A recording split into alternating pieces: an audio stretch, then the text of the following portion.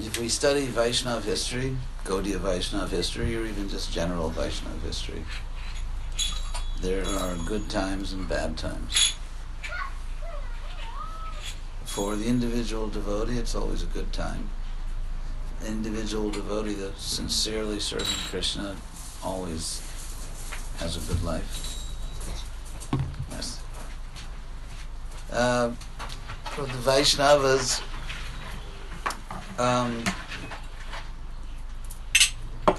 feel responsible to help people. The Bhagavatam says that about saintly persons, Titikshava karunika suradak sarvadehinam. They are titikshava, tolerant, forgiving.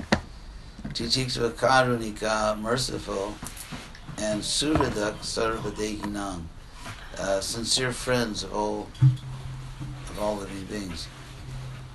So, also if we look at the first canto of the Bhagavatam, actually the first chapter of the Bhagavatam, where the sages at Naimisharanya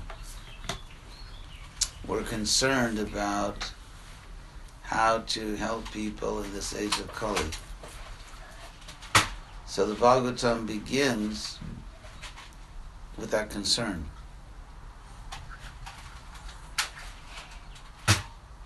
And here we are. Nous voici. So you don't have to be a genius to see that the world is not really, at this point, at least the Western world, is not really accepting Krishna consciousness. So just as the sages at Naimisharanya met and tried to understand what can be done, so we are following them, and we should try to understand what can be done.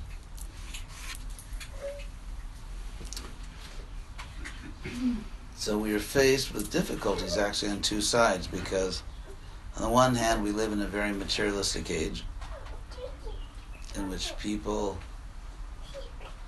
how do you say in French, hydroplane, hydroplanar? Hydravion.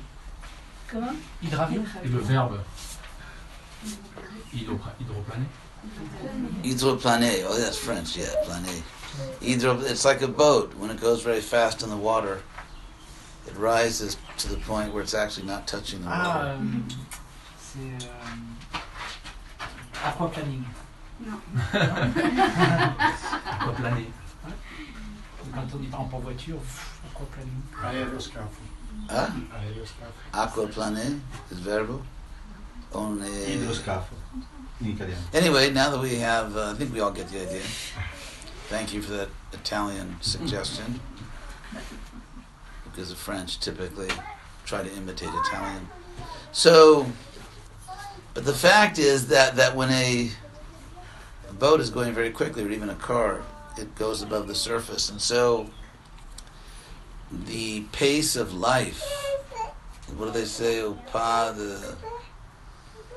they say rouler au pas, or something they say in the road signs. But anyway, the life is going so fast. Life has been accelerated by technology. It used to be if you wrote someone a letter, then you expected an answer within a few weeks. Now, if you don't get an answer in 3 minutes, it's like, what's wrong? Are you okay? Don't you like me anymore? Like I texted you 3 minutes ago. And so it's understood that everyone has to just be always available and has to respond immediately. And of course, the pace of business nowadays, you have to do marketing, and you have to know exactly what's happening everywhere in the world. Everything is going so quickly. Everything is going so quickly that people are sort of trapped on the surface of life. Just like a boat or a car that's going very quickly over water, it's trapped above. It can't really, it loses contact. So people are trapped on the surface of life. And nowadays, people simply don't have serious conversations because their brain is going so fast. Not fast in the sense of intelligent, fast in the sense of agitated. There's that verse in the Bhagavatam that says, Manda sumanda matayo manda bhagya yupadruta. That in this age, people are lazy about spiritual life. Just give me some mantra I can chant 2 minutes a day, and and I'll feel sexier or something. So people, manda sumanda matayo. Manda means slow or dull or lazy, manda in Sanskrit. So manda, people are very slow. Sumanda matayo, and their mati, their consciousness is very slow, very dull. Manda sumanda matayo, manda bhagya, and it's very difficult for them to recognize what is actually in their interest.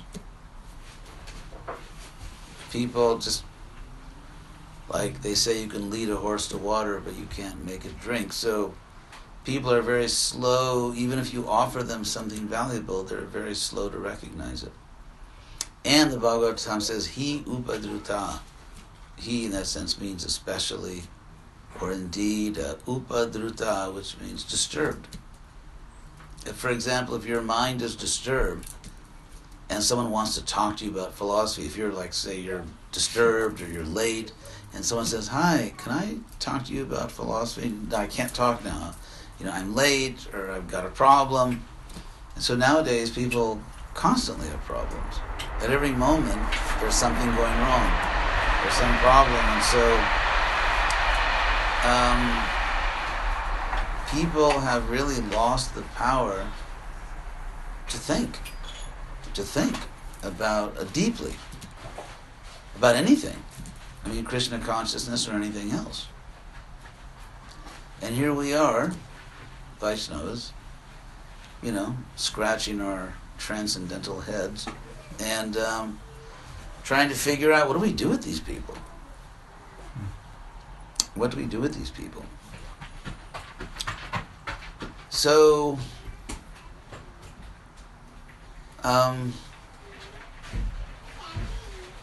it's a good question, isn't it? Prabhupada, as I explained before,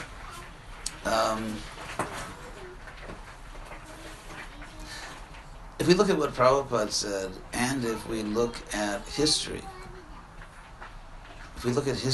there's an old saying that if everything else fails, read the directions. So, we can actually learn from history. There is a popular misconception among the saintly Vaishnavas that somehow we are beyond the laws of nature, which is, of course, not really our philosophy. What Rupa Goswami says in the Nectar of Devotion, in the beginning, is that if someone surrenders to Krishna, if someone dedicates themselves to bhakti yoga, then that person rises above their karma. There's a big difference between karma and the laws of nature. You could say karma is a law of nature, but it's only one small type of law of nature. For example, so Krishna, the Brahma Samhita says, Yastvindra Gopam Atavendra Mahosa Karma Bandhanu Rupa Phalabhajanam Atanoti. Very interesting poetic verse. This is from Brahma Samhita, that whether someone is Indra Gopa, which is like an insect, or Mahendra, Indra, the great Indra, Lord of Heaven. So Indra Gopa or Mahendra. In every case, Krishna, Govinda, imposes, you could say, or literally extends, atanoti. Krishna extends to everyone, karma bandhanu rupa. He makes everyone accept, literally he makes everyone accept the bondage of the fruits of their activities. So when we do something, as we know in the material world, it comes back to us and we are entangled. There's an old saying in English, and maybe Chandra Shekhar you can translate in French. Oh, what a... Or Marie? Oh. Oh, okay. Oh in English means oh in French. So, okay, so far it's clear. So it's, oh, what a tangled web we weave when first we practice to deceive. What a tangled web. Quelle toile d'araignée ou quelle No, toile, like a spider's web. Ouais, quelle toile. Quelle toile nous fabriquons quand, What a tangled web. Quelle toile emmêlée We weave Nous tissons. when first we practice to deceive. Quand on pratique en premier pour décevoir. En premier lieu pour décevoir. Yeah, première fois, quand on commence à pratiquer décevoir. And so that to deceive, décevoir, is what we're all doing when we engage in material life. First of all, we are deceiving ourselves, because actually we are all eternal souls. So there's something kind of tragically comical about the bodily concept of life, because everyone wants to be beautiful, and yet they reject their real eternal beauty, and then just spend a lot of money trying to make their dying body beautiful. When if you would just accept who you really are, you're already beautiful. You don't have to waste a lot of money on attempts to make your body beautiful. And so the identity we are rejecting is infinitely greater than the identity we're embracing. So we are clearly acting diametrically against our own self-interest. So, anyway, getting back to the point of how do we try to help these fallen souls, how do we try to spread Lord Chaitanya's mission? When people are so superficial, Prabhupada gave us many options. And unfortunately, a big part of Prabhupada's practical instructions have been sort of filtered out, or they've been forgotten. And at least in ISKCON, we have this very conservative Prabhupada who cares very deeply how everyone dresses. Like that's really important to him, like how you dress and things like that. And yet, if we read Prabhupada's own statements, we find that's not the real Prabhupada. That's not actually the real Prabhupada. He said many other things. So,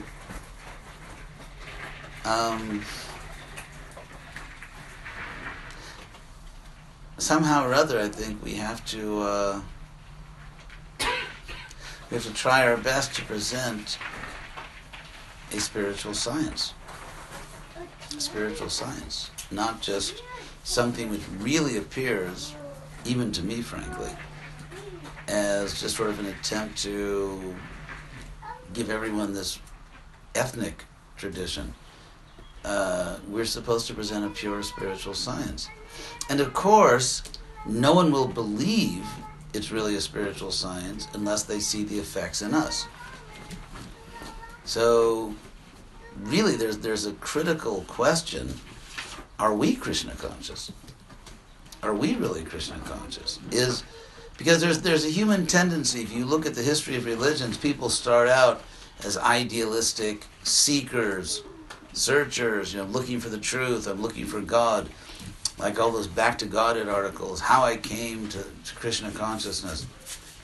And then what usually happens is as people get older, rather than still searching for Krishna, this simply becomes their religion.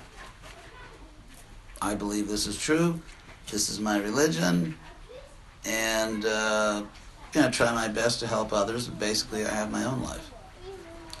So, if you ask the question, for example, is the Hare Krishna movement really a movement? It's, in other words, as I put it, is it just a linguistic habit to call ourselves a movement, just because we've always called ourselves a movement, so we still call ourselves a movement? Or would a sociologist agree? Would a sociologist look at us, our behavior, how the Hare Krishna movement, different manifestations is organized? Would a sociologist say, yes, this is not a religion, it's not like, a Vaishnava church, it's really a movement? I'm not sure what the answer is to that question, actually. I'm not sure if the Hare Krishna movement still qualifies sociologically as a movement rather than just a church or a religion. The difference? Between movement. Well, a movement moves. Moves. Yeah, I mean, if you look at churches, like a typical church, whether it's Catholic or Protestant, whatever, they have outreach programs. They try to bring in new members. They give food to poor people. They have their version of Food for Life, and they give books out. They, put Bibles here and there, and so they, it depends on the church. Some churches are very dull and inert, and some churches are very active and really try to bring in new members. But a movement, it seems to be a movement, like you think of a political movement or a social movement. In a movement, the main activity is trying to reach other people, trying to change the world. That's the center. So if you look at a typical Hare Krishna community, here or there, is the center trying to change the world, trying to help people, or not?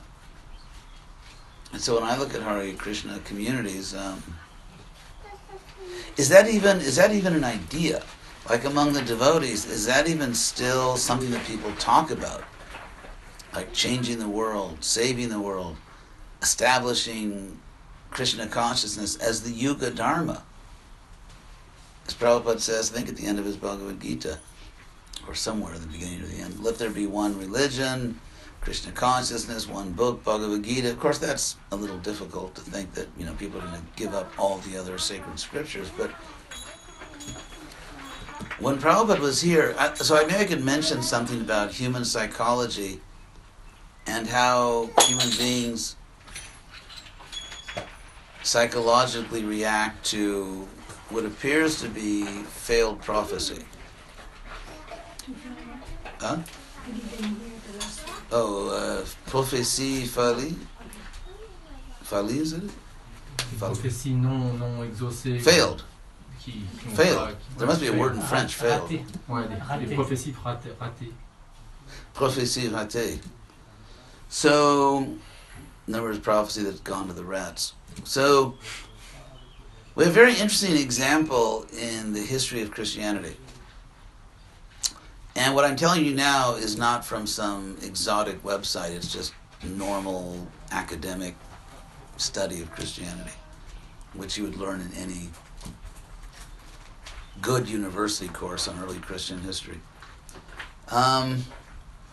We know that Jesus, to the extent that we know who Jesus really was, that's another problem, but to the extent we know anything about Jesus, we know that he was an apocalyptic preacher.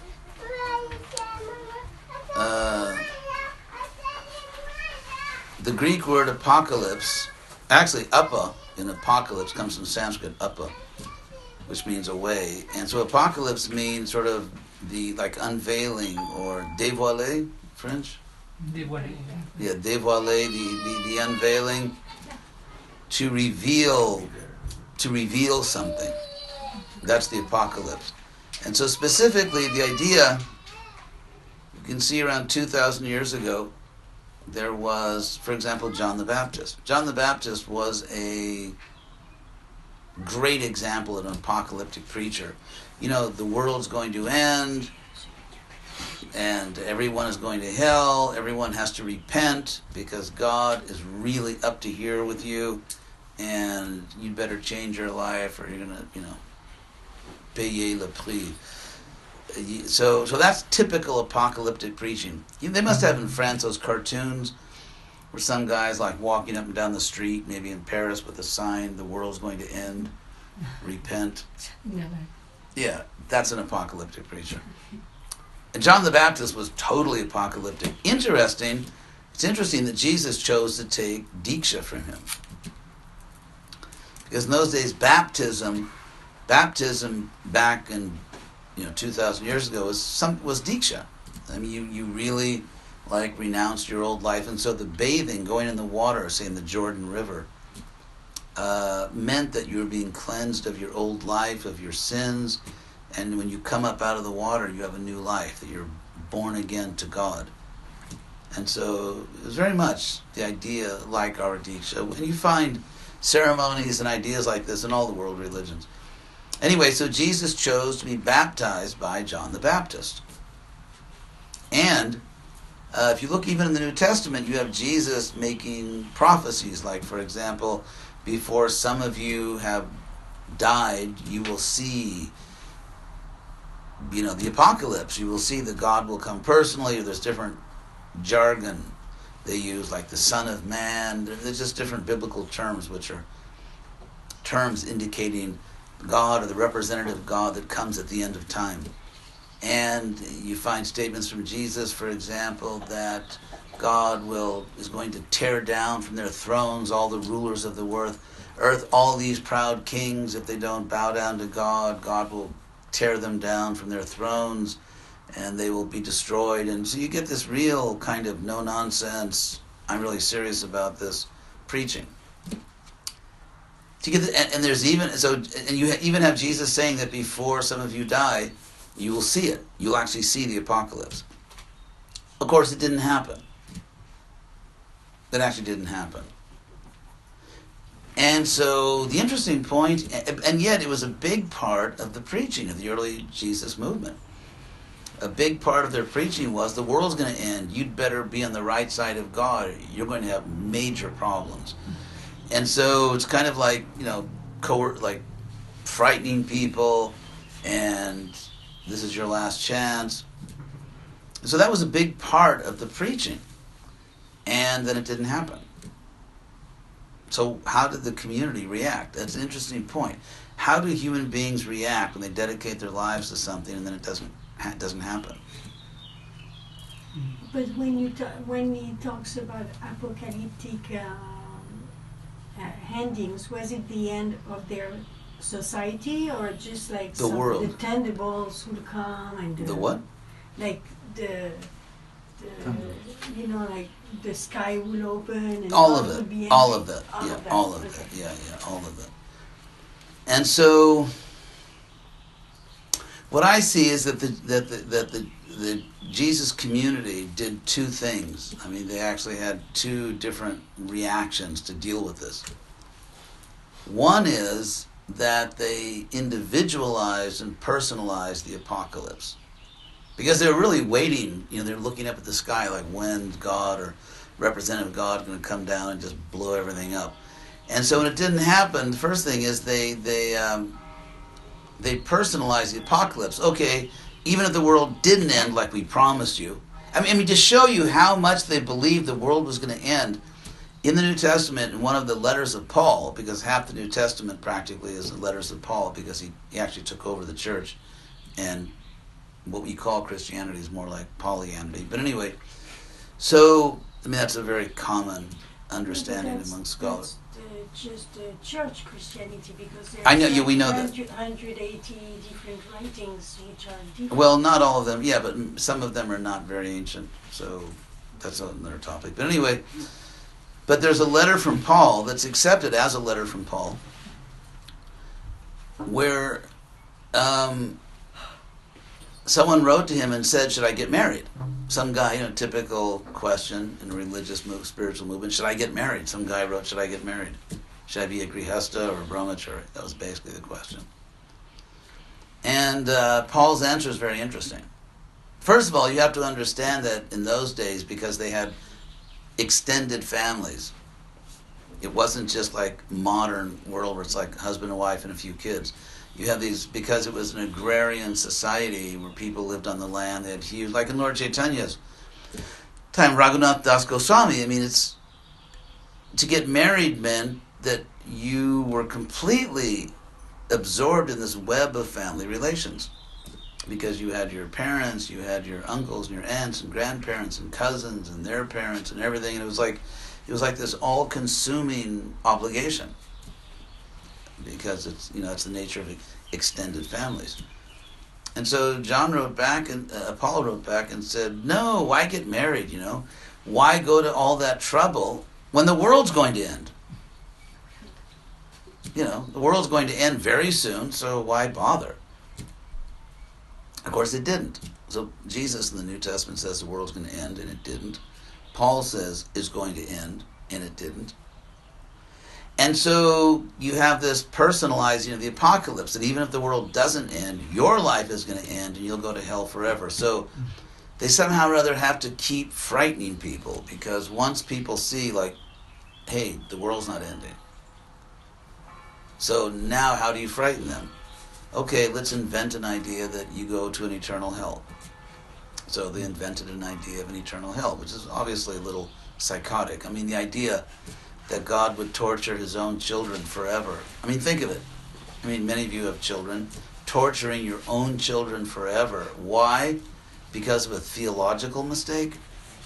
I mean, it's not like your children are evil. They just kind of made a somewhat subtle theological mistake.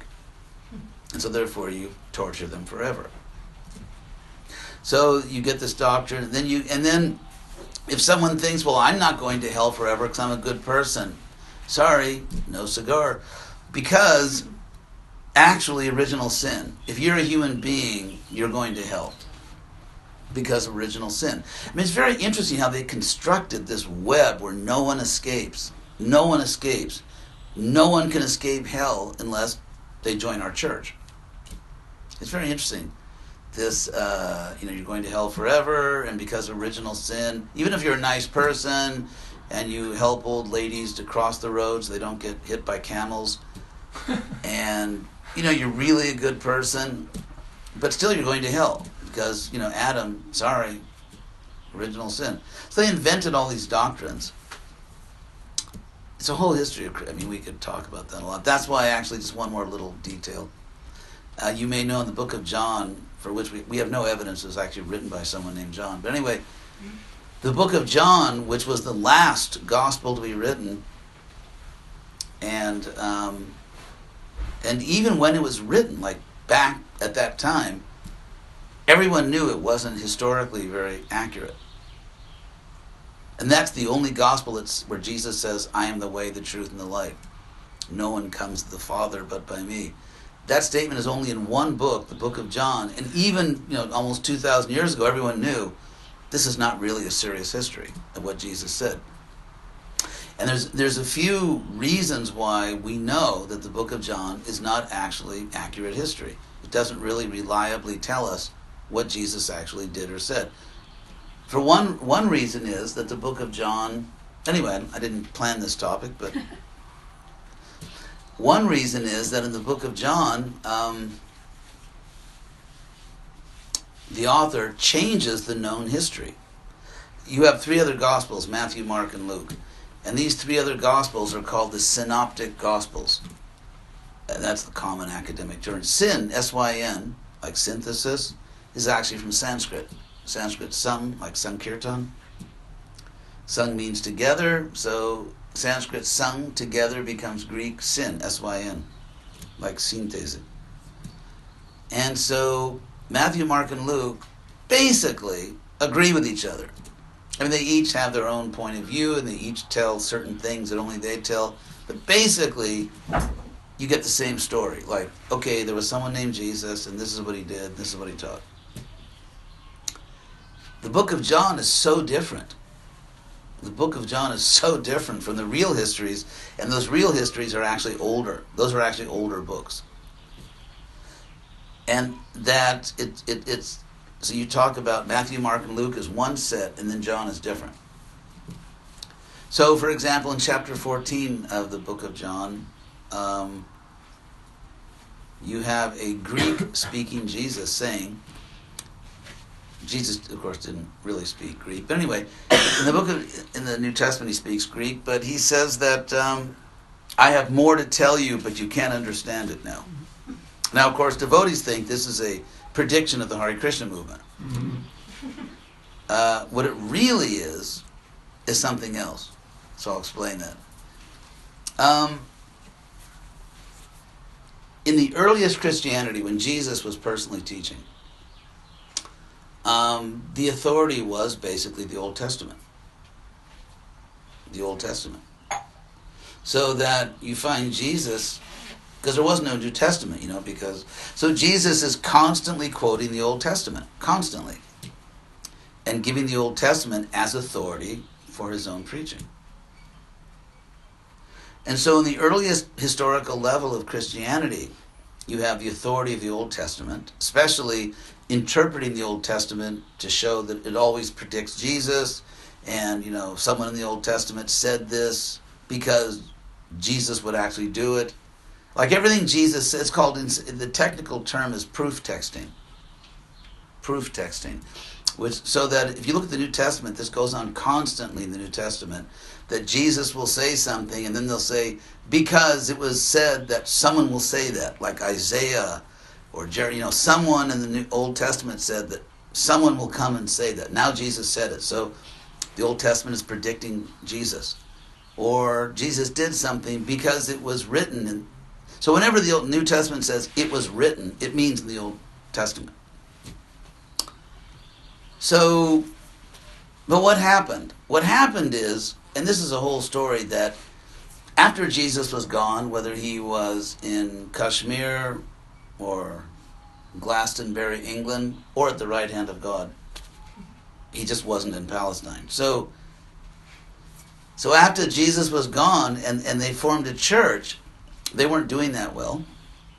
It was, they couldn't, it was kind of like ISKCON in France. I mean, to give a real world example. And so they started trying to fit in with the culture around them. So that's a whole topic, how they kind of paganized the church. Everything from choosing a date for Christmas to the idea that came from Egyptian religion, that the Son of God died for our sins. That's actually from an old Egyptian religion. Anyway, the what? From Akhenaton. Yeah, and was it ISIS? So the church began creating new doctrines. The church began creating new doctrines. And they had to justify this. They had to justify these new doctrines. Convince people that these are bona fide. These are really bona fide ideas. Like eternal hell, like original sin, like Jesus actually died to save you from your sins. These were all actually new doctrines. And so before this, there were two authorities. There was the Old Testament, which doesn't talk about these things, and there was Jesus himself, who doesn't talk about these things. And so how is it bona fide? Well, you need a third authority. If the Old Testament, like that's the Father, if the Father doesn't talk about it, and the Son doesn't talk about it, why is it true? Because there is a third authority. There are actually three authorities, and the third one is called the Holy Spirit, or the Holy Ghost, whatever. Now, if you look at the word Holy Spirit, which is found in the Old Testament, it does not refer to a separate person. It's just a name for God. God has many names like God, the Lord, the Supreme. It was just the name of God. So therefore, by the time the book of John is written, there is sort of a problem because people are noticing that the church is creating all these new ideas. So therefore they say, well, actually, whenever the church gives you a new doctrine, it's really the Holy Spirit. It's really the Holy Spirit speaking through the church. So the Holy Spirit basically authorizes everything the church says.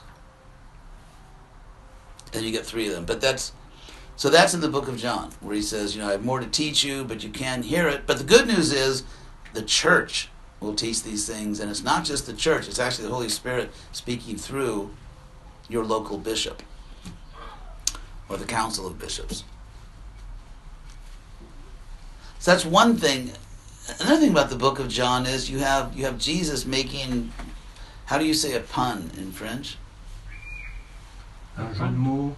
Jeu de mots, yeah, jeu de mots. In Greek. In Greek. Jesus didn't speak Greek. He actually spoke Aramaic.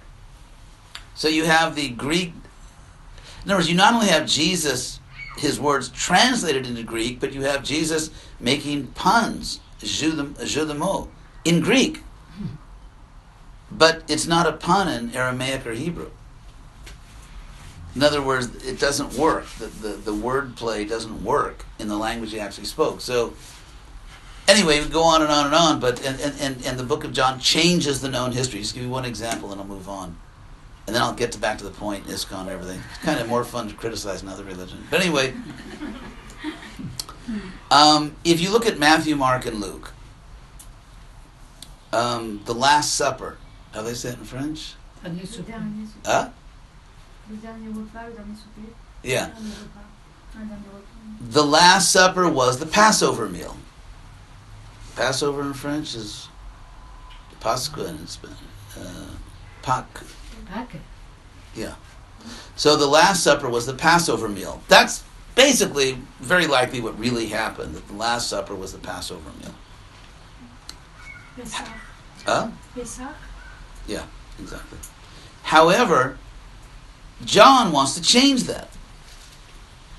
I mean, that's what really happened. The Last Supper was a Passover meal. Why does John want to change that? And first of all, how can you just change what really happened? To understand that, you have to understand the philosophy of history writing in the Greco-Roman world. In the Greco-Roman world, you don't write history to tell people exactly what happened. That's not why you write history. You write history to teach moral lessons.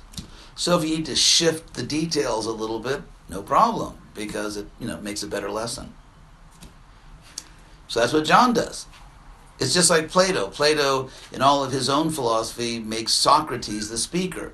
Did Socrates really speak all that? No, it was Plato. But he thought, okay, I'm glorifying my guru by making him the speaker. So John wants to make a point. John wants to make a point which he feels he needs to make to save the church. And the problem was that the followers of Jesus were calling him the Messiah. That was a big problem. Why? Because you have to understand what a Messiah is in ancient Hebrew culture.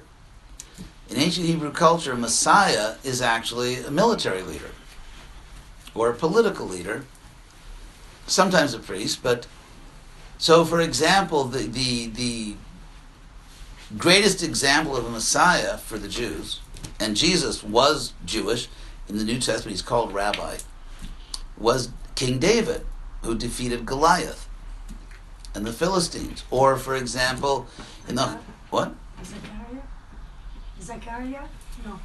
David defeated Goliath. Okay, sorry. Okay, it happens in every sampradaya. So, then you have, for example, Judas Maccabee, who was the great hero of the Hanukkah story, who defeated the Greeks. And you even have a non-Jewish Messiah in the Old Testament. And that's just a word about him, King Cyrus the Great, who was the first great Persian emperor. And he's considered a Messiah in the Old Testament because after the Babylonians conquered Judea and destroyed the temple built by Solomon, they took the Jews to Babylonia. They were living kind of as, at best, second-class citizens. And then Cyrus the Great conquered Babylonia, freed the Jews, told them they could go back to Israel, and even gave them money to help rebuild their temple. So Cyrus is a Messiah. So again, all military leaders. These are all military leaders. David, Judas Maccabee. By the way, one interesting thing about Cyrus the Great, he was the first ruler in that part of the world who actually abolished slavery. He actually abolished slavery and declared religious freedom for everyone in his empire. But the really interesting thing is he spoke a dialect of Sanskrit. Cyrus the Great actually spoke ancient Persian, which everyone knows is a dialect of Vedic Sanskrit. And, final point, his name wasn't really Cyrus. I mean, that's how they pronounce it in English.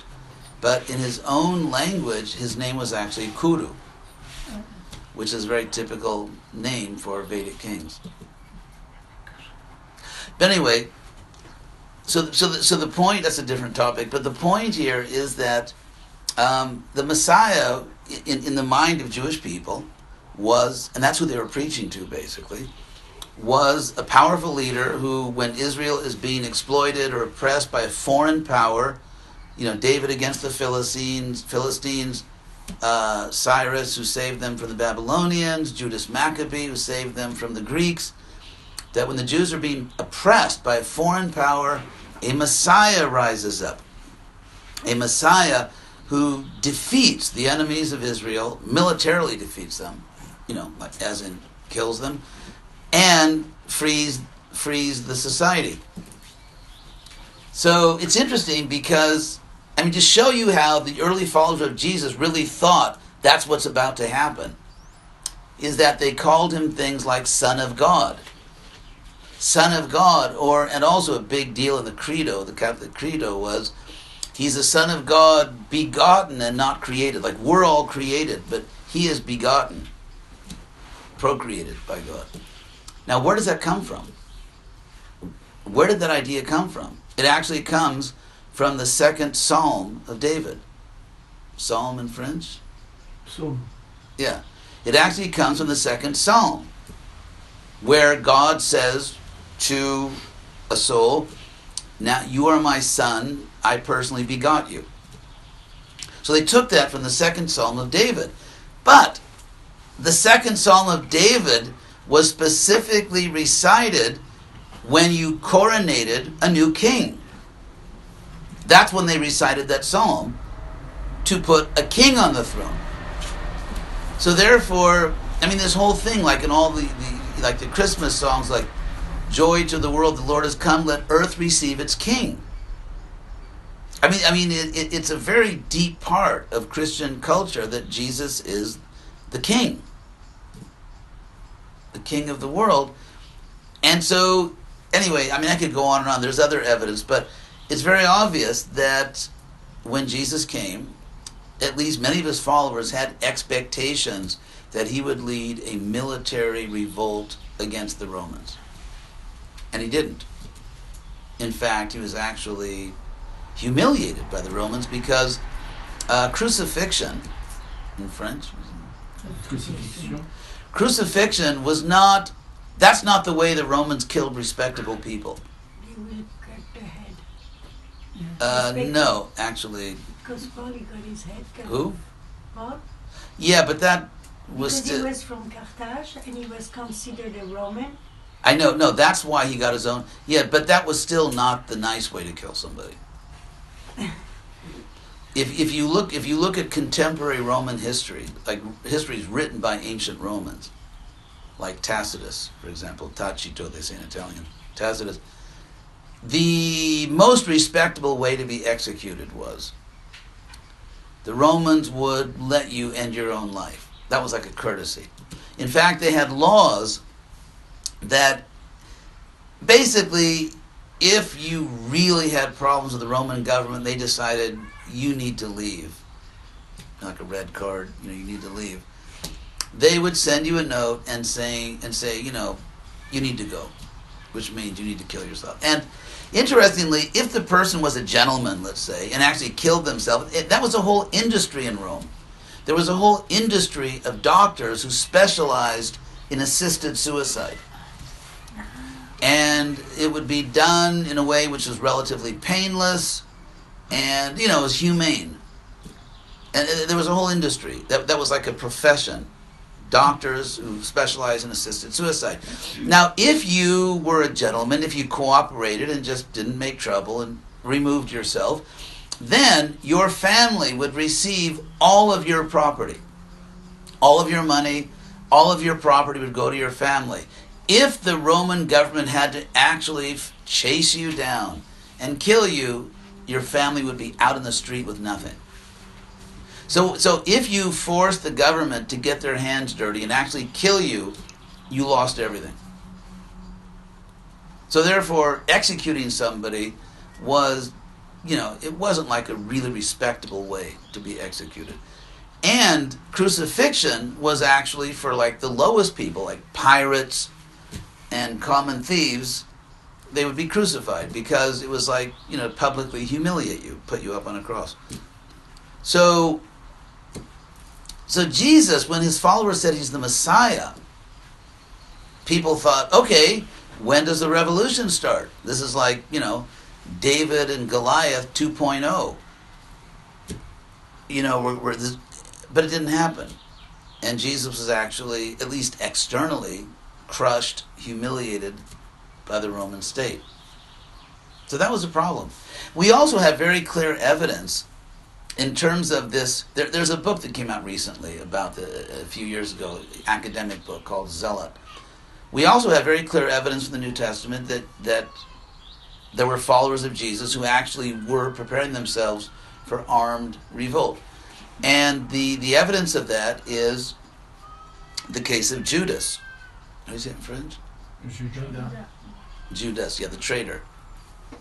The one who betrayed Jesus. Now consider this. If you ask a very simple question, why did the Romans, who had an extremely sophisticated intelligence network, why did they have to pay somebody to find out where Jesus was staying, like where he was camped out? If you read the ancient histories, and this is not like government propaganda, these are real histories by real historians. If the Roman government really wanted to get you, like they really wanted to get you, you could flee to the far ends of the earth.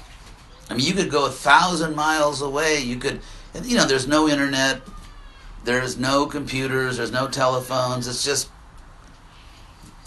you could go just flee to the far ends of the world, but they found you. They found you.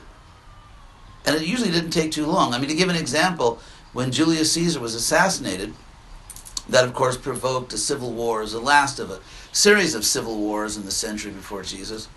But anyway, it provoked a civil war between Augustus Caesar, and the people that killed him. And Augustus Caesar won. And so what's interesting is the people that killed Caesar were not low-class people. These were the patricians. These were the rich people, because the Roman Senate was the aristocrats. The Roman assembly was the common people. That's where we get our two houses of parliament, like House of Lords, House of Commons, and so on. So here you have, and a lot of people killed Caesar because they wanted to involve everyone so that no one could, turn against them. So you're talking about dozens and dozens of people, maybe 40, 50 people, whatever the number is, that actually helped to kill Caesar. And these are all the richest people in Rome. They have power. They have private militias. They have their own little armies. They can go anywhere in the world. They have, these people are powerful people. And yet, within 1 or 2 years, in a society with no cars and no planes and no telegraphs and no computers, within 1 or 2 years, every one of those people was dead. Every one of them was dead within a year or two. And so the reason I mention this is to show you that the Romans were very serious when it came to espionage. I mean, they found people. They found people. Now, it's this Roman government. According to the New Testament, Jesus is coming every day to the center of Jerusalem and preaching to thousands of people. At least that's the story we get. And then he walks back. He doesn't take a stealth helicopter. He just walks into town and walks back. He's not walking very far. And yet the Romans have to pay somebody to find out where he lives? Why? I mean, that sounds crazy. Just watch where he goes. And then they have to pay the same person, Judas, to tell which one is Jesus. He's in the middle of town every day. So what's really going on? What's really going on, I think, becomes obvious when the Romans come to arrest Jesus. And that is the main follower of Jesus, who's Peter, the rock, Pierre. What does he do? He pulls out a sword. That means he, all the time, like 24 hours a day, he always had lethal weapons. I mean, a sword back then was like carrying a gun. So imagine someone like, just watching, the Guru's personal servant who never goes anywhere without a gun. So that's what we're talking about. And not only does Peter have the equivalent of a gun, a sword, he knows how to use it. This is not like some religious student like, oh, they've come for you, Jesus, let's pray. No. He pulls out a sword and immediately mutilates a Roman soldier. And would have killed the soldier if Jesus had not stopped it. So, in other words, Jesus was surrounded by armed men who had lethal weapons and knew how to use them and were prepared to use them without any hesitation. If you don't have the custom of like killing people or shooting people, you kind of feel a little awkward the first time you do it. In other words, a normal person who just kind of, I got a job, I have a family, whatever, you're not really accustomed, habitué, to pull out a sword and just, try to kill somebody. But he did it immediately, which means he was kind of practicing. So therefore, just to conclude, that, I think it seems clear, that's why the Romans had to pay Judas. Because after Jesus finished his preaching, you could not simply walk back with him, because he was surrounded by a militia.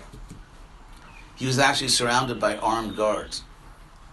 And even to come and hear him preach, because it's, everyone knew who he was, it might not have even been possible to even get in and hear him speak. There might have been guards keeping people back. So maybe the Romans weren't allowed to. So it was so, if you look at all these things, the expectations about Jesus, he's the Messiah, which means that he's going to defeat the Romans militarily. He's the Son of God, begotten and not created, which means he's the King of Israel. At that time, Israel was under direct Roman government. Before Pontius, how do you say Pontius Pilate? Ponce Pilate. Huh? Ponce Pilate. Ponce Pilate. Before Pilate, there was a Jewish king, Herod. Yeah.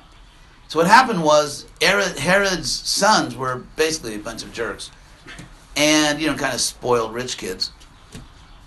And the Romans preferred just to have because Israel was like a faraway place. It's very problematic. These are hard people to govern. So, here's your Jewish king. Just send in your taxes. Everybody's happy. That's what the Romans preferred in difficult, remote places like Israel. But when Herod died, Herod the Great, who had a great relationship with Caesar, even named a city after him, Caesarea. But when he died, his sons were a mess, so the Romans were forced to change reclassify Israel.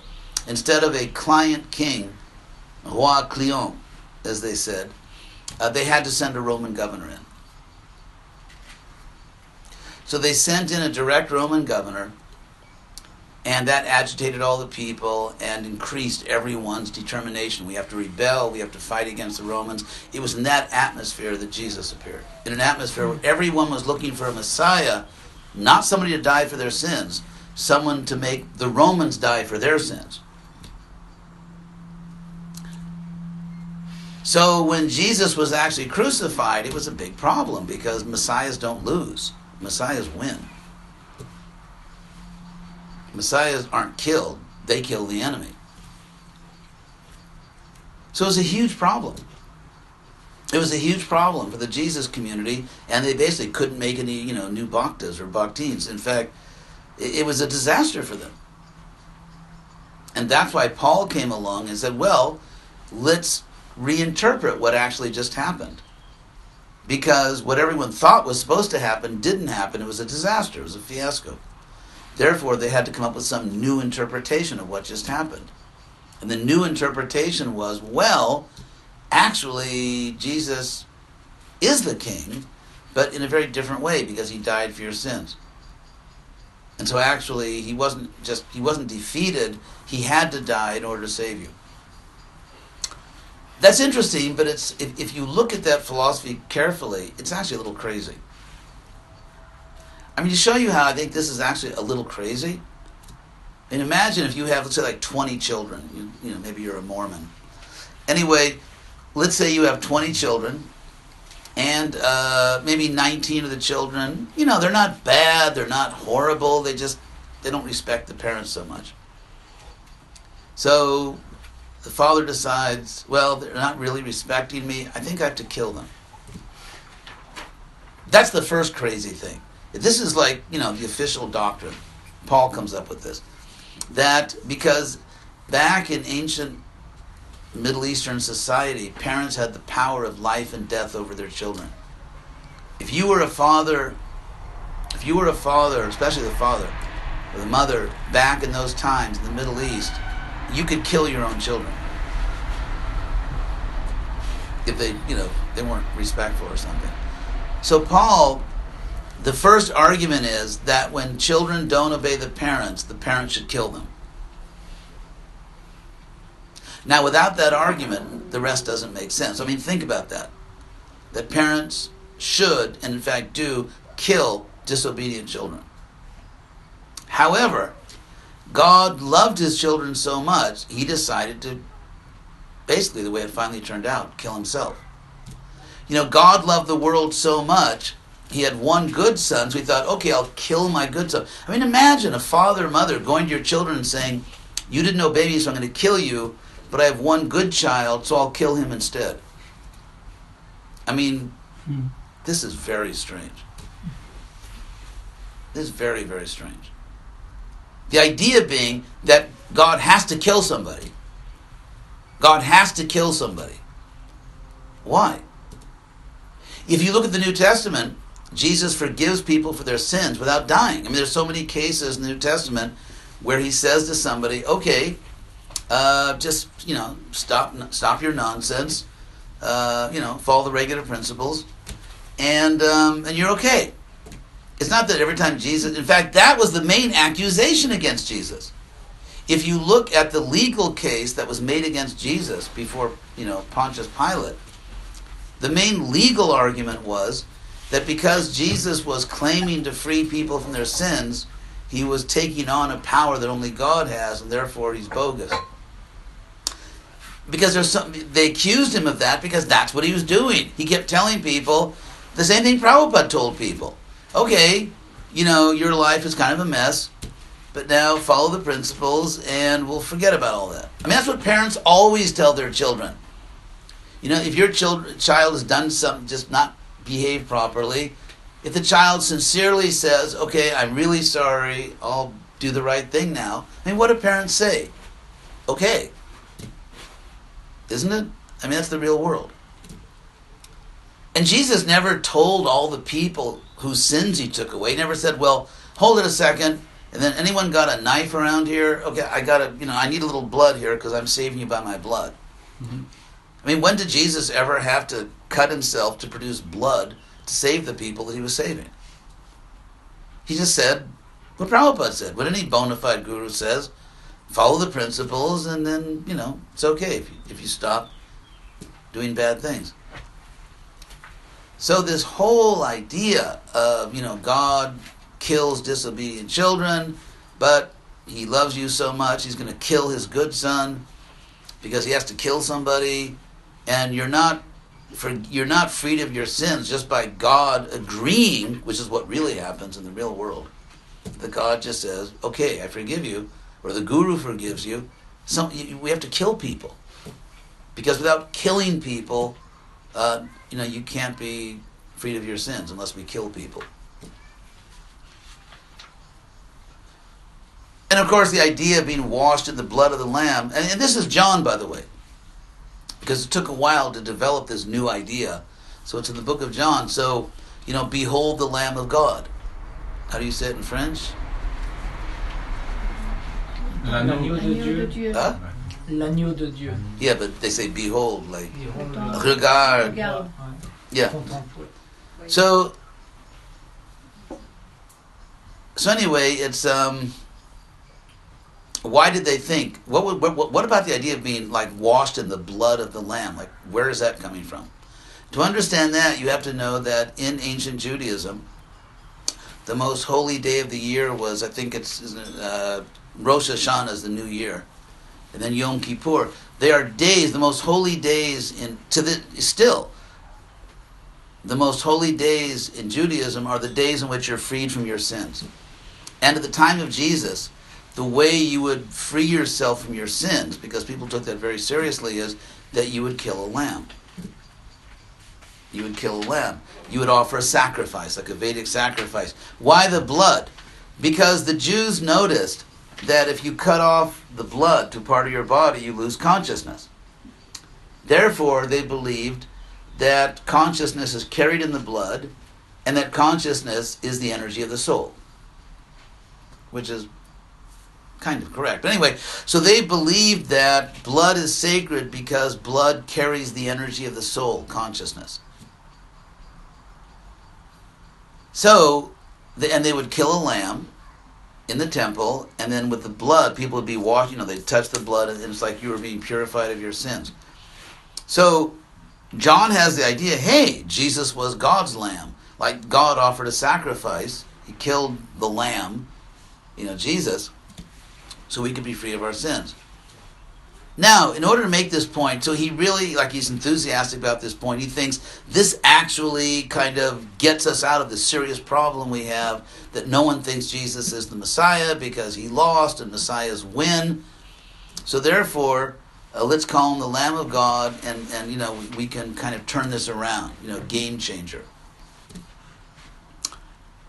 Now, he's so enthusiastic to make this point that he believes that in order to make this point really dramatic, let's change the history. Because if I just make a little change in the life of Jesus, this point will become even more dramatic. So what does he change? Again, the Last Supper was the Passover meal. But what if the Last Supper was the day before Passover? Then we get this really cool kind of dramatic thing happening. That in the Jewish calendar, ancient Jewish calendar, to this day actually, a day begins, like for example, Saturday, Sabbath, it begins when the sun goes down on Friday night. So in Judaism, the Sabbath service begins Friday night. So therefore, Jesus was, the Last Supper, he's betrayed, arrested, imprisoned, and the next day, because the Romans got, let's get rid of this is too. So he goes before Pilate, and he's tried, convicted, and crucified on that same day. So now, if the Last Supper was the day before Passover, and if Passover was to begin the next day when the sun goes down, then at the very moment that Jewish people all around the world, because even back then, probably most Jews lived outside Israel, they lived all around the Roman Empire. But so all around the Roman Empire, at the very moment that every Jewish family was killing a lamb, God killed Jesus. So it's like, wow, what a great version of the story. The only problem is, that's not what happened. As we learn from Matthew, Mark, and Luke, actually, the Passover meal was the Last Supper was the Passover meal. So here we have a very interesting example. So if you look at the book of John, you have the author changing the known history, l'histoire connue. Everyone knew that the Last Supper was the Passover meal. John says, no, let's say it was the day before Passover, because then we get this really good preaching point. He just changes it. Then you have the book of John teaching that Jesus makes jokes in Greek. I mean, it's one thing if Jesus speaks Aramaic or speaks Hebrew, and then you translate it in Greek. But you can't have Jesus making jokes in Greek that don't work in his own language. It only works in Greek. There's another example how the book of John is really just like, by the time you get to the book of John, which is written maybe 3 generations after Jesus, 2 or 3 generations, it really starts to drift away. This is the last point I'll make, and then in the ancient Greco-Roman world, there was a very popular philosophy, which is actually true. It's actually correct, which was held by Stoics and other people. That it was the philosophy of logos, The Greek word logos, from which we get logique, logic, and all that, meant a reasonable, intelligent explanation of something, or logic, and like physiologie, géologie, biologie. So that's logos. So now they believed, and they were actually right. It was a beautiful idea. Sometimes we hear that it was actually the Roman world had to become Christian because it was the only really monotheistic tradition. Actually, that's not true. Actually, the ancient world had monotheism, but they weren't fanatical. It was philosophical monotheism. It wasn't tribal monotheism. I said tribal? Tribal. Monotheism, tribal. Like, okay, this is our God, Yahweh, but he's not your God because he belongs to our tribe. So that fanatical tribal monotheism replaced philosophical monotheism, which in many ways is actually much more intelligent. So it's not that, it had to be because it was the only bona fide religion of the time. Not true. So the Stoic idea was that God is a rational creature. Or not creature, actually. God is a rational being. God is infinitely intelligent, infinitely rational. And so when God creates the world, he creates a rational world in the sense that you can study it logically. There are laws of nature. You can study the world because the logos in the mind of God is in the world. That's why you can have geology, biology, physiology, because God's logos, God's divine reason is in the world. Which, by the way, Krishna says in the Gita.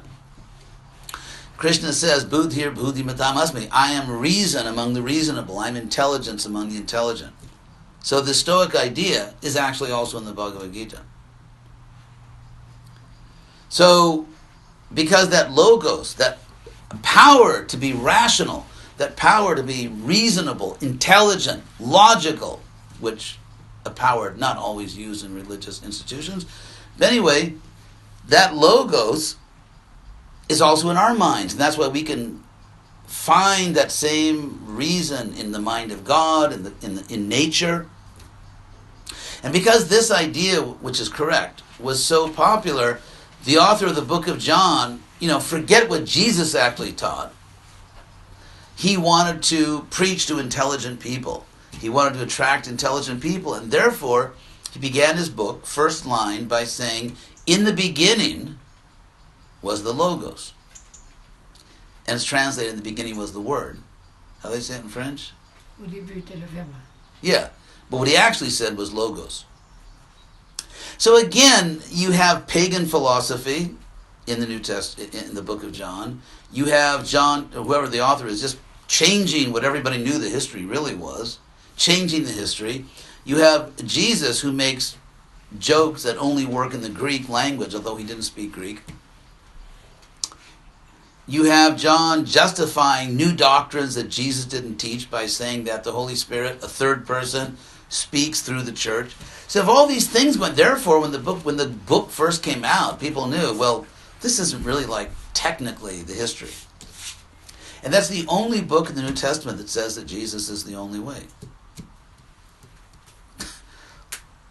But anyway, so Jesus is the only way. It's like it makes me think like when a spiritual master is going like through the guru, you can come to God. Yeah, I know, so but maybe God is that's what devotees are very generous and come up with, interesting ways to justify the book of John. The real fact is, it's just wrong. I mean, devotees are very kind and generous, and they say, well, actually, it means this, it means that. And in a sense, No, I'm yes. asking. No. Okay, actually, it's just wrong. It's just fanaticism. It's just ignorant fanaticism. Okay. And it's just ignorant fanaticism. And the Jesus mission was poisoned by this fanaticism. And that's why you have this situation, and that's why the great Roman historian, who's almost lived at the same time as Jesus, said that if this Jesus movement really spreads, it will destroy our civilization. And actually, he was right. Because the first thing the Christians did when, Constantine kind of gave them the special position was to outlaw other religions. In fact, when there was an emperor, what was his name? Theodore, I forget this emperor. He was a Roman emperor. And fanatical Christians were violently attacking other religions. They were burning down pagan temples. They were burning down synagogues. And the emperor said, you can't do that. This is a multicultural empire. You can't attack and kill or burn down the holy places of other religions.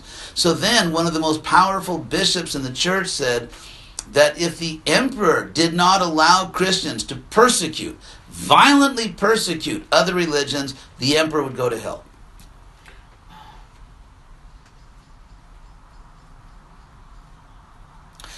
I mean, this is like, and so he said, okay, well, you can persecute them because he thought, I don't want to go to hell. It's interesting because after Paul, I mean, look at the people who actually created church doctrine. Paul, according to the New Testament, before he joined the movement, was a killer. He was a killer. He was murdering innocent people because he didn't like their religion. Now the point is, normal people don't kill other people because you don't like their religion. I hope that no one in this room would kill somebody because you don't like their religion. If you meet people from the Front National and they have power, some of them will be very happy to kill other people. Yeah, but therefore I'm very happy the French people, No, but showed they're a lot more sane than the American people, and actually, yeah, there are still people among us who are crazy like that. However, we wouldn't want Le Front National creating our philosophy that we're supposed to preach, would we? So Ashok, when he was... No, I want to stick to this point here. Okay, but it's the same thing. When he became a Buddhist, he had soldiers going to kill everyone. No, he didn't. It's actually exactly the opposite. Yeah. In the case of Ashok, before he took to Buddhism, he went to conquer Orissa, what's called Orissa. In those days, it was called Kalinga. And he won the battle, but it was horribly violent. So many people were killed. He was traumatized. The emperor himself was traumatized by his victory, and that's when he decided that we have to spread teachings of nonviolence. But some soldiers were very violent. I know that, but what I'm saying is, So the soldiers... but Ashok did not create No. wait. Yeah. Ashok did not create Buddhist doctrine. Ashok was not the architect of Buddhist philosophy. In the case of Christianity, we have a killer who is the architect of Christian philosophy. Okay. And we find it in the first letter to the Romans, which is the longest letter of Paul. It's the most elaborate, systematic presentation of his philosophy. It's all about darkness and sin and blood and kill. So a person who psychologically was a killer, not only killing people, but stoning them to death. Now, when you stone someone to death, that's not really a great way to kill somebody. It's very ugly, because you see them like getting their eyes bashed out. It's a very ugly way to kill somebody, and that's what he was doing. And this is the architect of church doctrine. The next architect of church doctrine is a gentleman named Augustine, who also has an interesting history. Because Augustine, as we say in English, for 10 years, he's a very intelligent guy. Augustine's Confessions, the City of God. He wrote these famous books. I mean, he was obviously a very intelligent person, but a little... Because before his mother was a Christian, Santa Monica. Santa Monica was the mother of Augustine. His father was a pagan. And he lived in, of course, North Africa, in Hippo. So to live in North Africa back then, it was kind of like living in Mississippi in America, like the Bible Belt and the only way in Christianity. So he was very intelligent. He thought, oh my God, this is not my religion. These people are crazy. So he left. He left North Africa, went to Milan, which is kind of like going to Manhattan or Paris. He went to the big city. Anyway, eventually came back because he met Christians who actually were following Plato. So he thought, hey, you can be intelligent and still be a Christian, which he didn't know before. But what's interesting about Augustine is that for 10 years, that's a long time, as an adult, not as a kid, for 10 years as an adult, he was a Manichaean. He was a Manichaean. This was a movement that was started by a prophet from Persia named Mani, who had a very interesting philosophy. He had an answer as to why there's so much evil in the world. People have always wondered, if there's a God, why is the world such a mess? And so the Manichaeans had a very interesting answer. The reason the world is so bad is because the world is evil.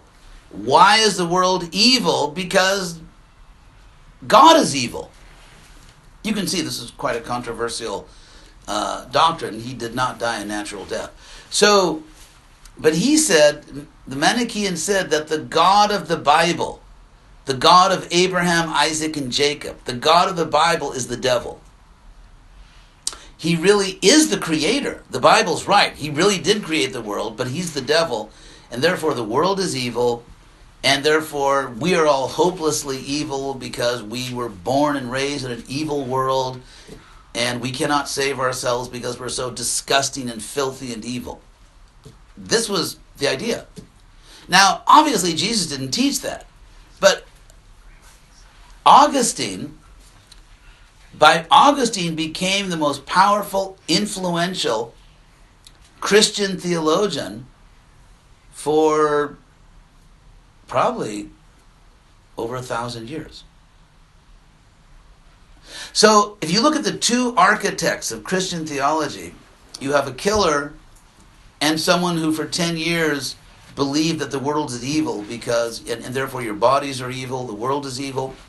In fact, Augustine is the one who introduced infant baptism.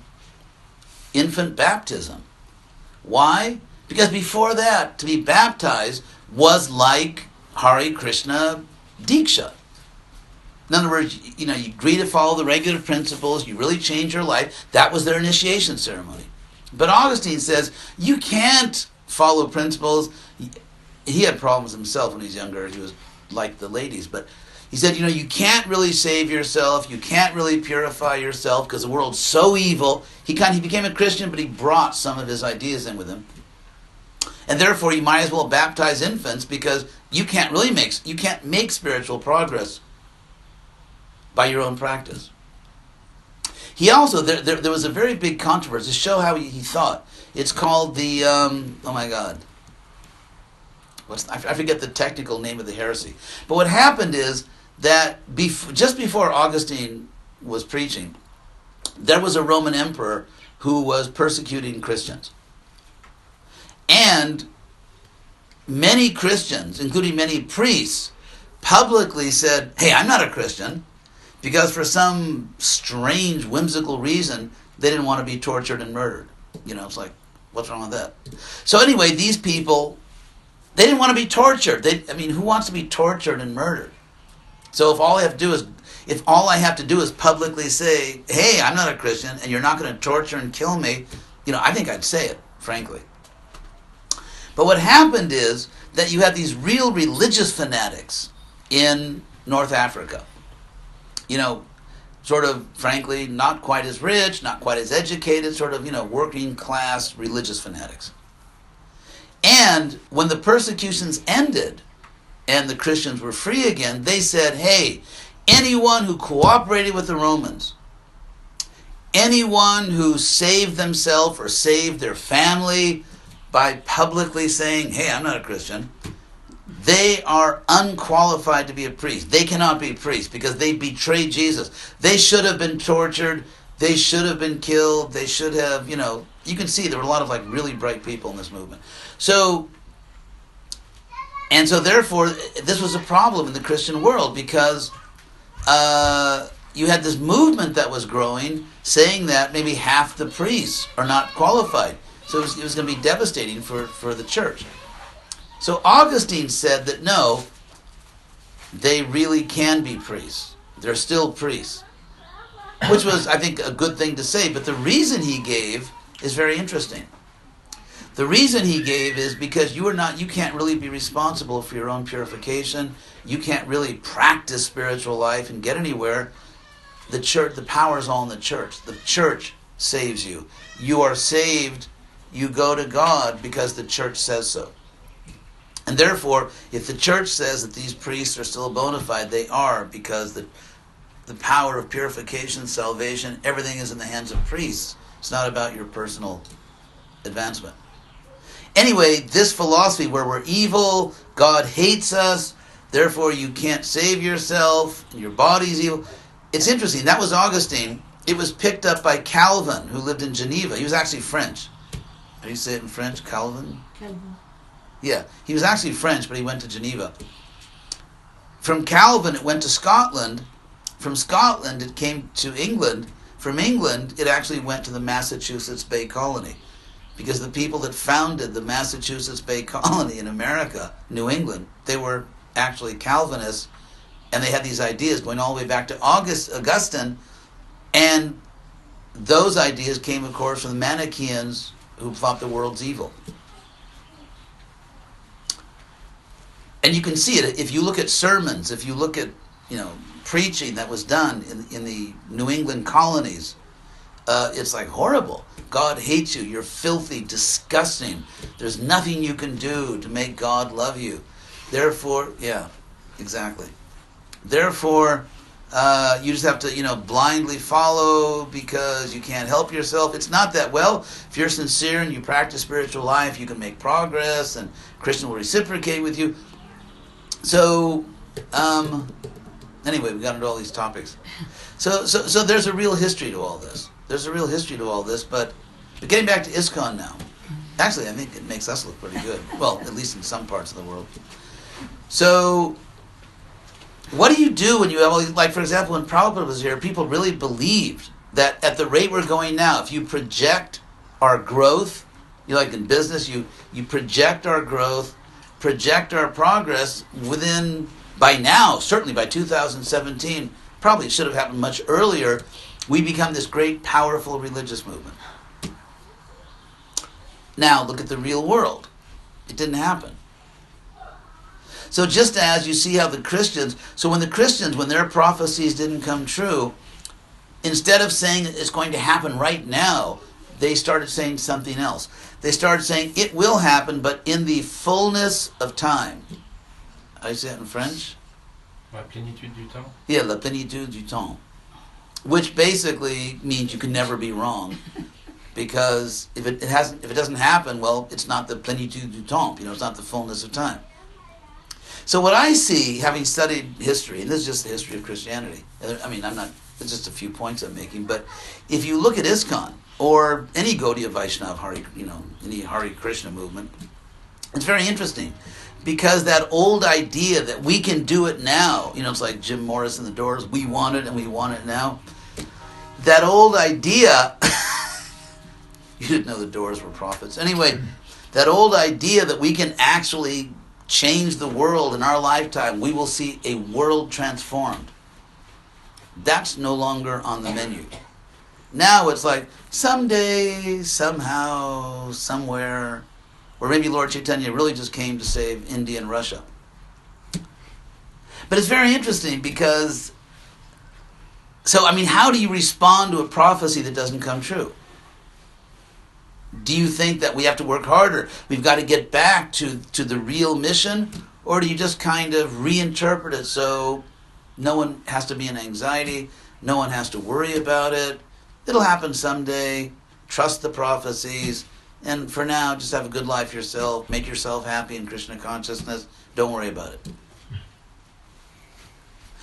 My point is, having been trained by Prabhupada and being, unfortunately, tragically, the last active preacher in ISKCON that was trained by Prabhupada as a Western GBC, Prabhupada trained me, preached to me all the time about his vision, what he wanted, and so I'm not okay with a tiny, irrelevant Hare Krishna movement. It's, I'm not going to kill myself, and I'm basically happy, but that's not okay for me. I don't want to explain that away, just like pretend it's not there, or just, maybe put out some nice magazines that show that actually everything's wonderful in the Hare Krishna movement. Yeah, I know. It's a little silly. So, that's why I started Krishna West. Not just because I was thinking, how can I agitate the greatest number of people? It was really because I take Prabhupada seriously when he says that we should engage knowledge in Krishna's service. It's called Yukta Vairagya. And I actually pay attention to what Prabhupada says. I pay attention to what the Shastra says. I pay attention to social science. I pay attention to history. And I've made a presentation. If someone has a better idea, I will be a very happy person because I'm working too hard. And so if you have a better idea to save the Hare Krishna movement, let's go with your idea. Believe me, I would love not to have to do all this. But what's your idea? The leaders of ISKCON have not come up with a serious plan based on social science, history, Prabhupada, Shastra. What's the plan? Who's got a plan? As far as I can see, it's kind of like the only plan on the table. And you can say, well, no, another popular thing to say is, all we need is purity. Really? Well, guess what? Prabhupada didn't become a pure devotee on the boat. It's not that Prabhupada was a conditioned soul and somehow, boom, he became a pure devotee on the boat. No, he was a pure devotee before he got on the boat. And that's why Prabhupada told me personally, privately, that there was never a time when he did not know Krishna. So, Prabhupada was a pure devotee, Nitya Siddha, pure devotee in India, but nothing worked. If all you need is purity, why didn't it work? Prabhupada was pure, but it didn't work. Why? Prabhupada explained why it didn't work. Because you need purity, but you also need to have the right plan. And Prabhupada realized, he went to Jhansi, the League of Devotees, kind of, like the League of Nations, League of Devotees, and then went to Delhi with his little Back to Godhead, then he tried this, tried that. Even when he came to New York, then he finally came to America, then he was in New York. He went to Butler, Pennsylvania. And if you look at the evidence, it's not that Prabhupada came to Butler, Pennsylvania and immediately said, hey, this is just Butler, Pennsylvania, and really, I'm just here resting, kind of figuring out what's going on. No, he was in Butler, and he was giving lectures like, okay, the mission starts in Butler. And then he realized, well, the mission's not starting in Butler. So he went to New York.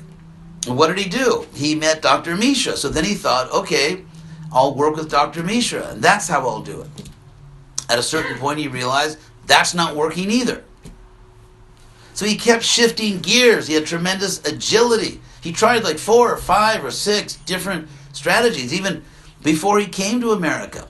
He was writing letters to world leaders saying that, preaching to them that this is, the message of God, you should help me. Nobody responded. He was writing letter after letter after letter to important people in the world. No one was interested. He came to New York and wrote letters to big charitable foundations like the Carnegie Foundation, the Ford Foundation. No one was interested. So it's not like Prabhupada just came and he knew everything about this world and just boom, he takes one shot, the demon goes down, and there's a big Hare Krishna movement. No, that's not what happened. You see Prabhupada trying this, trying that, trying the other thing. Nothing works. For years, nothing works. And then finally, he finds the right strategy. And of course, Krishna created a totally extraordinary, anomalous, historical situation. In 1966, the world, America changed. It's like suddenly, oh, I want an Indian guru. I mean, no one wanted an Indian guru.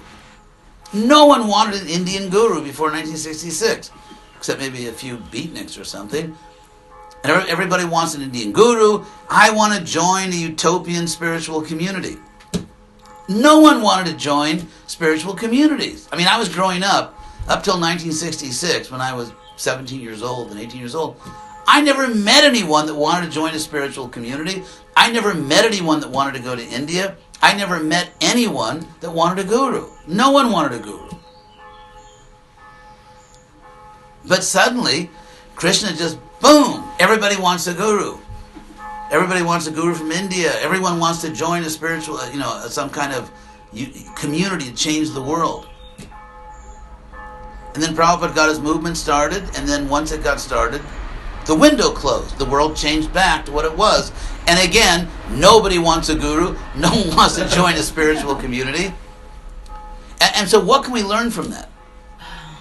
What we can learn from that is that you cannot, ISKCON or any Gaudiya Vaishnava movement cannot be an interactive museum. You know what it is? Musée interactif. It's like, for example, let's say there's a museum of the French Revolution. They probably have it somewhere in France. Or in America, in Plymouth Rock, where the first boat landed for the Massachusetts Bay Colony, they have a replica of the boat, the Mayflower, and they have these actors, professional actors, who are dressed in period costumes, and you talk to them, and they don't know anything that happened after, 1620 or something. So when I was at Harvard, and my parents came to visit me, I took them to Plymouth Rock, and we were on the boat, and my father, he's trying to be clever, so he said to one of these sailors, who was an actor, well, what do you think of World War II? And he said, what? What are you talking about? Because they don't know anything that happened after 1620. It's called an interactive museum in which, they have real live people and everything. So ISKCON is not meant to be an interactive museum. Like, isn't it 1966? Or is it 1968? Or, and like, you don't know that actually it's 2017. And that's what the Bhagavatam says. Desha Kalavi Bhagavit. It's said about Bhishma.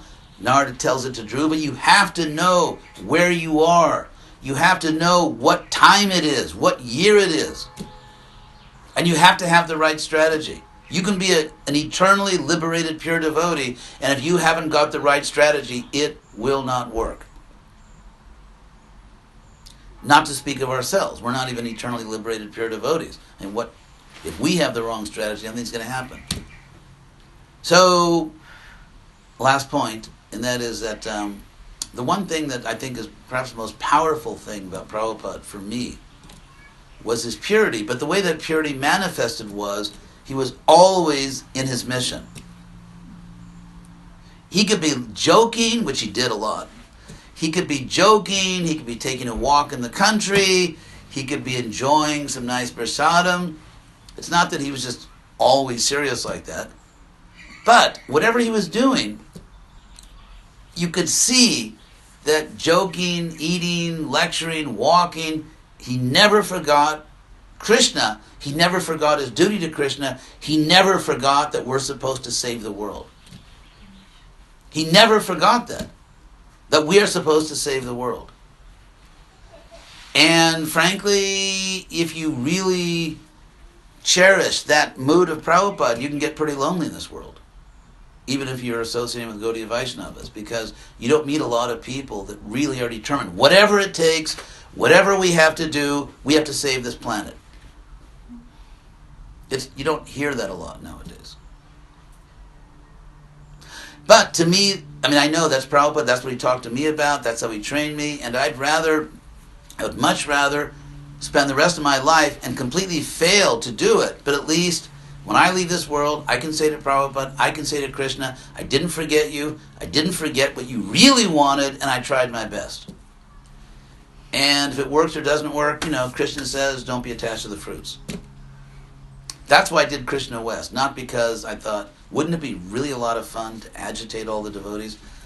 No, I started Krishna West because it's intelligent and it's practical. It's based on Shastra, Prabhupada, history, social science. It's just rational. And it's not just based on prophecies and sort of this real last point. This what's called Agyata Sukriti. You know the word Agyata Sukriti? Unknowing. Literally unknown good deed. That means if you're chanting Hare Krishna in the street, people are walking by, they may think you're crazy, they may think whatever they think, it doesn't matter. The sound goes in their ear. If people eat prasadam, doesn't matter what they think. They ate prasadam. So in other words, people can be saved, the world can be saved involuntarily. We don't have to do what Krishna does with Arjuna. We don't have to persuade people. People don't have to participate in their own salvation. We can manipulate people for their own good. So this is something like Bhakti Mimamsa. In other words, people don't even need to know what's happening. It doesn't matter. We can manipulate them. We can control them. We can bring them under the control of this movement and move them toward Krishna. And it doesn't matter what they think. Now the problem with this is, and this is practically the heart of the whole Western preaching strategy. Just go do Harinam, give people prasadam, give them books. Doesn't matter if they read the books. Doesn't matter if they know what the chanting is. Nothing matters. The problem with this is, Krishna says the opposite in Bhagavad Gita.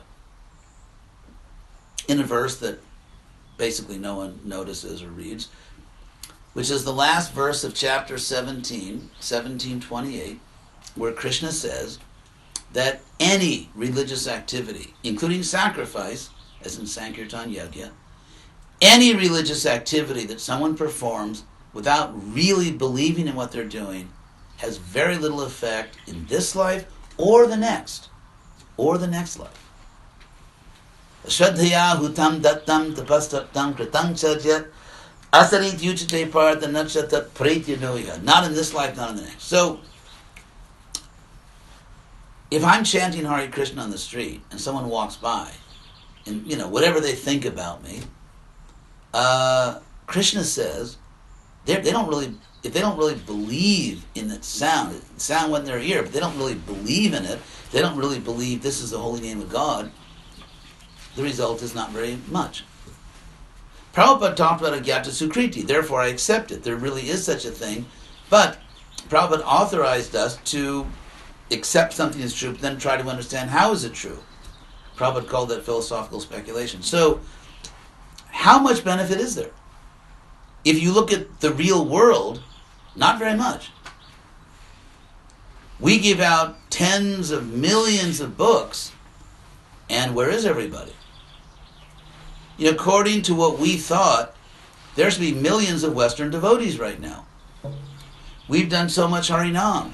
We've given out so many books. According to this idea that we don't have to persuade people, we don't have to do what Krishna did with Arjuna, we should have millions of devotees. But in fact, if we look at the Western world, we see a movement which has, in the Western preaching, basically collapsed. There's some nice programs, there's nice devotees, you're a nice devotee. We find nice devotees, we find nice programs. But if you look at the big picture, it's not a pretty picture. And so Krishna West is based on the idea that you cannot manipulate people into salvation. You actually have to persuade them. And that people, in fact, have to participate in their own salvation. And that's what Krishna tells Arjuna. Krishna told Arjuna, I've explained everything, now you do what you want. Arjuna had to make a conscious decision. Krishna didn't just try to manipulate him. Eat this, Arjuna. What is it? Never mind, just eat it. So Krishna West is based on the idea that if you try a different approach, if you say, okay, maybe we have to really use our intelligence, maybe we have to come out with an intelligent strategy, as Prabhupada actually said, you have to have an intelligent strategy. What would it look like? If we took science seriously, not pseudoscience, like life comes from matter, real science, which Prabhupada says we should engage. If we take real social science history, seriously, if we pay attention to the history of religions, if we pay attention to what Prabhupada really said, not the ultra-conservative Prabhupada, which is created by conservative leaders, but if we look at the real Prabhupada, we look at all that and put it together, what should we do? Well, that's what I did. That's what I did, actually. And I presented it. And I've written papers about it. One leader in Russia, actually, I'm going to write a paper to refute him, but one big leader, ISKCON leader in Russia, wrote something in Russian, maybe thought no one would read it, saying that, about me, like I am, he's a good friend, and he's really intelligent, I respect him, but, he's gone too far, this is too radical. The only problem is, he doesn't give a single logical argument. There's not one quote from Prabhupada, there's not even a quote from me, there's no Shastra, there's no logic, there's no argument. Because he's a leader, he can simply declare that this is not good. He can just declare it. That's not religion with philosophy. That's religion without philosophy. So if someone says, for example, that Krishna West is not a good idea, maybe it's not a good idea, prove it. Be a rational human being. Act like an intelligent adult. Give your arguments. Give your evidence. Show that Prabhupada didn't want it. Refute the page after page after page of Prabhupada quotes that I give. Try it. And I'll respond. So that's Krishna West. A big leader tells thousands of devotees this is not good and doesn't tell them why. Because that's the leadership style. You don't have to I don't just tell my disciples things. I try to persuade them. I try to show this is logical. This makes sense. I don't treat them as if they're, if I have a disciple who's an adult, I don't treat him like a child. So if I tell somebody they have to do something, I feel it's my duty to give them a good reason. Otherwise, it's like that, parents and children. You have to do this. Why? Because I said so. I'm your mother. I'm your father. Yeah, that's okay when you have a little child. It's not okay when your child's an adult. And so you have this situation where leaders treat devotees like children, even though they're actually adults. Shudras. Yeah, Prabhupada wanted a Brahmin society, not a Shudra society. So what I'm doing is, I'm trying to persuade you. I mean, it would be stupid for me to say, you should accept this because I'm a Prabhupada disciple. I mean, what's that? So many Prabhupada disciples went crazy. What does it mean? You don't have to accept this because I'm a Prabhupada disciple, I'm a guru, I'm a sannyasi. None of that means that my statements are logical. My statements are not logical because I'm a Prabhupada disciple. They're logical because they're logical. So what we really need, especially in France, my God, there's a lot of intelligent people in this country. We have to, exercise our intelligence. We have to learn how to be a good devotee, but how to think, how to be rational, how to present evidence, how to make good arguments. How can anyone think we can succeed in France if we don't have a presentation which is rational and intelligent? And not just, okay, we did Harinam, sound went in their ear, now let's just sit back and wait for all the devotees to join. We've been waiting for almost half a century. And then afterwards, it's a little bit like a slavery going on, because if you try to think of something or say something a little bit different, you will be beaten. Or if your attitude is not exactly as they want, then you will be spelled out. It's very painful for a lot. Well, it's basically ignoring what Prabhupada said. Yeah, because he's so broad-minded. Yes. So therefore, anyway, that's what I'm doing. Vive la France, vive Krishna West, vive Dijon. So, thank you all very much. As Elvis used to say, you've been a great audience.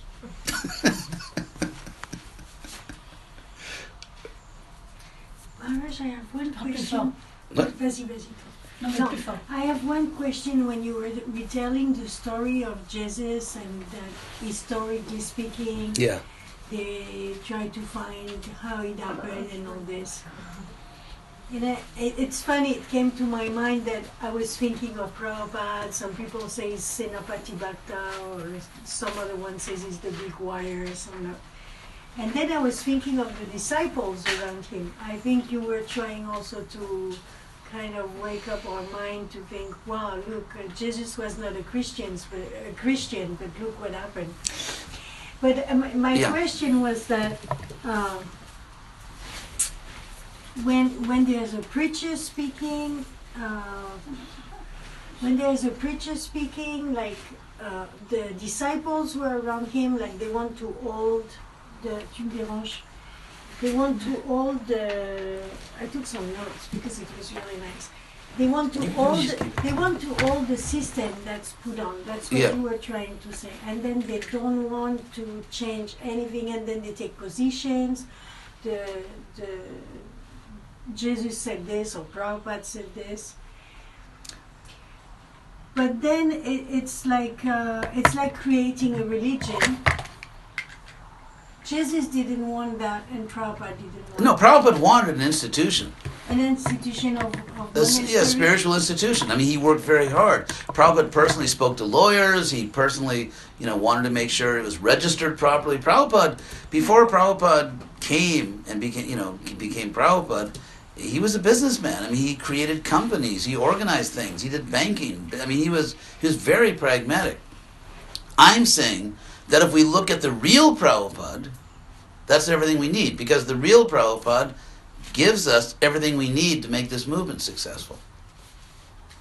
And therefore, if someone claims to be a leader in the Hare Krishna movement, they need to have a very clear understanding of Prabhupada and not falsely present Prabhupada as some ultra-conservative. Or Prabhupada wanted leaders to bully their followers. Prabhupada was totally against that. If I become a leader in a Hare Krishna movement, and I simply exploit that position to lord it over other people, to bully people, to tell them what to do, not to respect them, not to listen to what they're saying, that I'm exploiting Prabhupada's movement to lord it over other people. So a leader should not exploit other people, lord it over them, just because, I want to be above you. The whole point of being a leader is to try to empower other people. That's why I'm trying to convince all of you, go out and save France. And I'm not trying to put you under me. I mean, frankly, I just want to go to some nice, beautiful place in California and write books. That's what I want to do. I really don't need to be over other people to make me happy, really. Krishna let me have all my thrills when I was young. So from this, I have another question coming up. Yeah. It's like through time, what kind of print it's gonna leave in time? Well, all I can say is I'm doing my best. I started this project, Krishna West. It's for Prabhupada. It's in Prabhupada's mission. And, if you think it's the right thing, help us, join us. Gaurangi's working with us, Chandrasekhar. So that's all I can do. As far as what the future is, Krishna says, do your duty, don't worry about the results. No, I was talking about the print of the disciple of Srila Prabhupada with the institution. With time, what is it going to leave for print? Print? Print, what word is that? Oui, comme empreinte. In terms of footprint. Frankly, to me, that's not the question.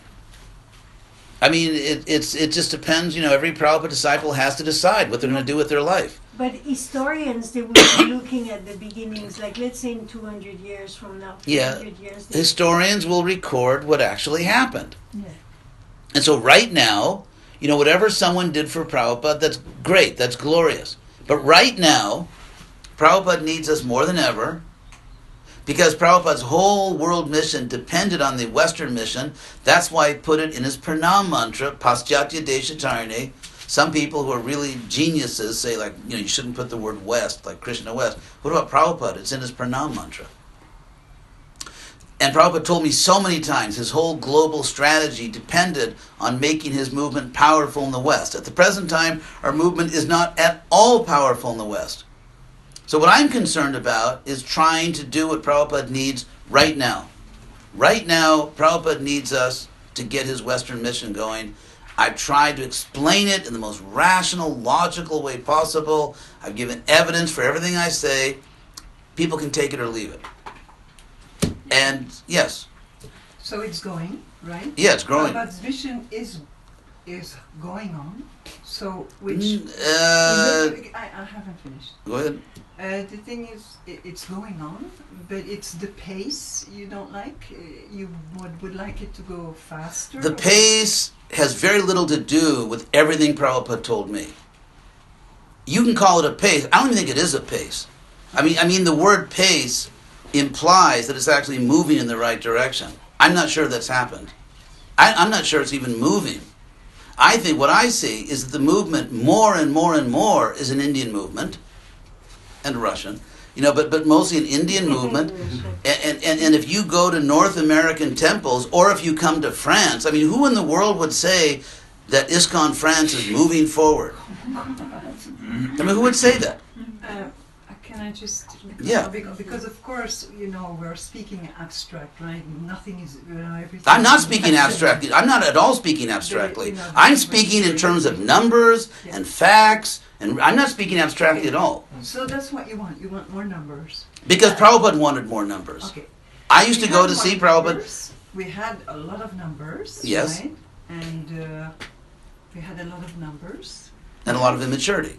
And a lot of immaturity. So numbers and immaturity, the two, when they add up, it's catastrophe. But what Prabhupada wanted is numbers and maturity. Yeah. So if we didn't do it right, I think back then many devotees were very sincere. There was, we were very immature. We did a lot of crazy things. However, Prabhupada personally trained me. He told me over and over and over again what he really wanted. Prabhupada really cares about this world. To me, numbers aren't numbers. To me, numbers are souls. They're lives. They're real people who end their suffering, who actually come back to Krishna. So to me, numbers are real people. And so Prabhupada wanted the numbers because he wanted to help people, but he wanted it done right. So we should learn from our mistakes. We should learn from our mistakes, not go to the opposite extreme that now, if a big organization didn't work, let's try anarchy. No, that's not Prabhupada. Well, the thing is, you said you want numbers and you want maturities. Yes. So it's, what I see, maybe I don't have the right vision, that's why you're here and you're to enlighten us. But the thing is, what I'm seeing is that, the numbers dwindled, and they just, those souls, just, as you say, we're talking about souls. So all those souls, they kind of left what the immaturity that was there. And I see that all those souls are actually, they're getting some maturity now. Even in Mayapur, they're going through the motions, false ego, mind, and so on and so on. And, they'll learn something. Like some of them are learning. Some of them are learning something. Some of them are learning something. We're all learning something, right? Yeah, but, when Prabhupada saw mismanagement, when Prabhupada saw people bullying other people, he didn't just say, oh, he's learning, so keep bullying them. Yes. Prabhupada made very clear statements about how we should treat each other and what kind of spiritual society he wanted. Yes, but okay, but in Mayapur there was a lot of bullying going on since 1974, right? Lots of bullying. Each of us can tell stories about bullying, and also for this gentleman who's been around a long time, he can also, voilà. So, but nobody's stepping up. No one is. Is what? Nobody's stepping in and saying, let's stop bullying. I just heard once Bhakti Goswami, he gave a talk in New York.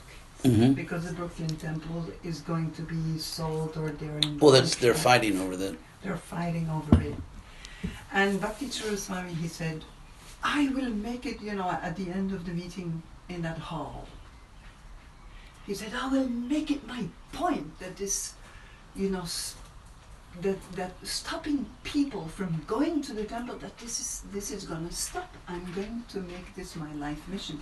And it's actually the first time I hear a GBC and a guru, stepping up. And also you, but you're now outside ISKCON. No, I'm not. That I mean, the fact that people think that shows how wacky the Vaishnava world is. No, you are Because inside. I've never been outside ISKCON. Yeah, but they consider you. I know, but that shows you how irrational. I mean, Prabhupada, his vision Okay. was I to start wanted a to spiritual. say Yeah. In ISKCON, Yeah. I really do, because I think you're speaking up. You're really doing a very good job, and the thing is, I just feel that they can get into a fight with you because of a name, right? Krishna West. Actually, it's going in the opposite direction now. I mean, in the sense that we just had a meeting I had a meeting with the GBC Executive Committee a few weeks ago in Prabhupada Desh, Italy, and the GBC Chairman Bhakti Charu, I was very pleased. Actually, is really trying hard to make peace. And as far as the name, frankly, if you study basic human psychology and basic sociology, there are no movements without names. There is no such thing. Because even like if you look at child psychology, when you tell a child, this is a tree, this is a house, the naming, as social science proves, is a big part of people understanding, conceiving, being able to participate in a culture. And so to say that we don't need a name, as many people tell me, actually some GBCs told me that a few weeks ago, that I don't need it, but in fact, you do need a name. Because the people who are participating, who are very nice devotees, I mean, I could tell you, but all the different people in Krishna West, Sante. The people who are participating, they're not like me. They're actually really nice. They're really nice devotees, and they're gentle. They're preachers. They're very respectful of everyone else. It's beautiful. We have Krishna West programs in many countries. There's not like one complaint. There's not one complaint that a Krishna West program offended some other community, or stole devotees, or did anything. They're just really nice people. The thing is, what I'm talking about is you became a splinter group. No, we didn't. No. You see, but again, no, we didn't. That's the whole point. But you have to understand the way they treated you in Paris. Yeah. She couldn't even put a poster on the board, Yeah. so people could go to your program. If you don't think, But that's because, frankly, they're ignorant people. Yeah, but And so I'm inside of ISKCON, and I never left ISKCON, but the point is, there's a need to stand up, as you said, and they can call us names. When little kids in America, in English, you must have something in French like this, whenever someone says something bad to another person, they always say, sticks and stones can break my bones, but words could never hurt me. So the fact that these people with their wonderful program there in Sarcelles or whatever it is, which is so successful, the fact that these people don't want my poster up, I don't care, because I'll tell you what I really think. I do care. I do care. I appreciate that, but that the ISKCON sannyasi and ISKCON Yes. guru is treated in that way. To me, it has nothing to do with emotional thing. It just has to do. I appreciate that. It is just how do you call it? It's not right. I agree with you, and It's not right. I agree with you, and I appreciate your true Vaishnav culture. But in my position, there are so many ignorant people, frankly, attacking me, who don't even read the papers, don't make any serious argument against what I'm saying, that if I got upset by these things, I'd end up in a psychiatric hospital. Of course. And so, the only way that I can do what I'm doing is just to say, I don't care. And actually, I don't. If you can show me, or they can show me, if anyone can show me that I've done something bad, I hope I'll take it seriously and try to correct myself. But if people don't show me that, they just say something, it's just that's the nature of my job. I can't care about these people. Because if I do, I can't serve Prabhupada the way I need to serve Prabhupada. So I have to just ignore all that. You're right. I mean, everything you said is true. These people don't really understand what's going on. They don't understand Prabhupada as well as they think they do. But I just have to somehow go on. Yeah, because, like ISKCON is, it's Prabhupada's movement, and it's actually it needs to hear your voice, right? But, there is a saying that goes, call a dog a bad name and hang it. And the thing is, you just gave them, to me, my vision, you just gave them the stick to beat you with because you took another name, But you know something? Said, no, I'm just, I'm ISKCON, but I'm preaching like I do, but what? No, but because here's my point. I believe, whether I'm right or wrong, I believe that I made a rational decision, and I'll explain why. By going away. No, by doing what I did, by using the name. And I'll tell you why I think my decision was right, despite all the undesirable consequences. And that is because for so long, actually forever, there are thousands of devotees who are intelligent, who are sincere, who have been bullied, who have been forced to be like these very conservative Indian type devotees. They've not been allowed to live the lives they really want, or if they do, they're humiliated, they're put down, expelled. I mean, Gaurangi has her stories. I mean, you certainly have your stories. I mean, it's horrible what this beautiful young lady went through. So, my point is that I thought, I care about these people. If someone's like a very conservative, traditional, Dodi Sari, Hare Krishna, I wear it because I'm little. that's fine. You can wear whatever you like. No, don't get offended. No, I'm not offended. I'm just okay. no, but you're not a fanatic. No. I mean, you obviously you have a right to dress however you like. You are not the problem. I'm not talking about you. I'm talking about people who bully and intimidate other people because they're not like them. My point is that I decided I'm going to do everything that's necessary to help those people. Because if someone believes the other way, they can go to almost any guru in ISKCON. There's like hundreds of sannyasis and gurus and GBC and temple presidents where they can go, I'm a little bewildered because H.D.Goswami said this. Say, no, don't listen to him. He's this, he's that. So if someone's a conservative devotee, and it's just, no one leaves the Hare Krishna movement because of me. No one leaves because of me. Because there's hundreds of people will tell them how bad I am. But there are thousands of devotees who do leave. Because when they think I want a more rational Krishna consciousness, a more mature Krishna consciousness, I don't want to be treated like a Sudra, I want the freedom that Prabhupada gave me to dress the way I want, to live the way I want, but to love Krishna. When those people, in South America, North America, in Europe and Australia, when those people were discouraged and bullied, they had no one to go to. They had no one to go to. And so for the first time, someone is standing up for those people. I had a very famous GBC who does kind of Western-style programs tell me, look, do what I do. Just stay under the radar. Don't give it a name. Don't. But what I told him is, look, you're a good devotee. You're a very good preacher, and you have all these really well-organized programs, but most people in the world have never heard of them. And therefore, you stayed under the radar, but that means thousands of devotees were not helped because they never heard about it. So I decided, let people call me what they want. I'm going to shout it from the rooftops, as they say. I'm going to openly preach this. And because I did that, thousands of people found shelter that had no shelter. And if I would have been discreet and quiet, those people would either be out, they would not be practicing Vaishnavism, they would not be in the Hare Krishna movement. People that had lost faith in Prabhupada, there's thousands of them.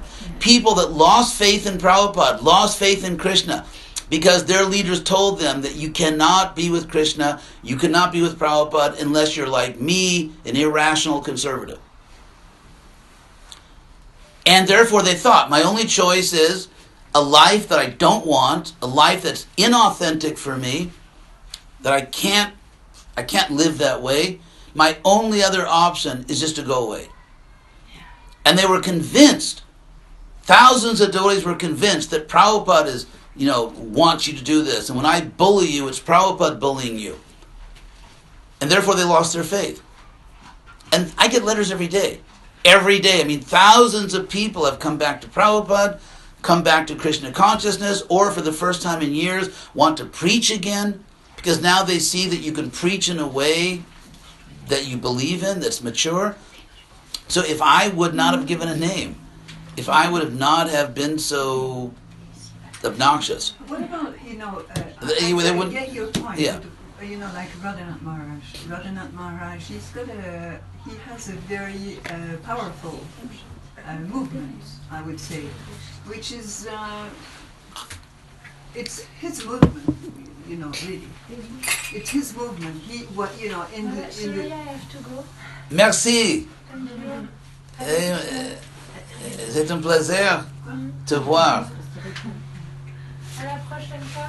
Oh yeah, sure. So, he became very powerful. He has his own personality. Yeah, of course. And, there's no bullying going on. I know in that. his, I know that. Because he went against, I would say he went against his immaturity, and he did. Not in the same way. Radhanath Swami, who's an excellent devotee, I have great respect for him. And actually, Great preaching. Yeah. You're talking about numbers, Yeah. right? mostly in India. Huge. Mostly in India. And lots of in America. They're doing good preaching in America. Radhanath Swami is a great devotee. He's like a brother to me. We have a great relationship. I just spoke to him for a few months. A few months ago, we talked for hours. And he actually admitted that a lot of my points were correct. Radhanath Swami, like I said, he's a great devotee. I really love him. But he's not doing the same thing that I'm doing. I'm not doing what he's doing. No, he's. And, if you travel around, there's all kinds of people. He gives shelter to a lot of people.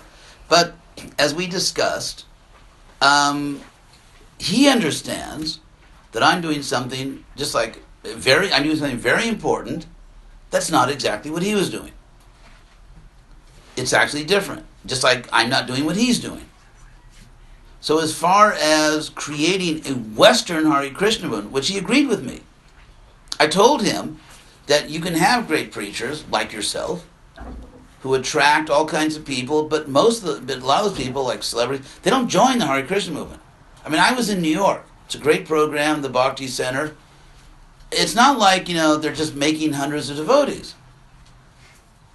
No, of course not. But what I'm saying is that I have given an analysis.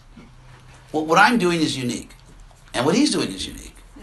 And I'm not saying I'm better than him. I'm simply saying that I have presented something which is giving shelter to thousands of people. Excuse me, I Yeah. have trouble with that devotee who's running after my daughter. I have to Ooh. go. I have to Oh my go. God. I'm coming back. Yeah, run. I mean, definitely run. So, I'm addressing a problem. I'm giving a historical analysis. I am giving a roadmap of how we need to create a Western Hare Krishna movement, which is very different. It's very different than what he does. And thousands of people who found shelter in my program did not find shelter before. Mm-hmm.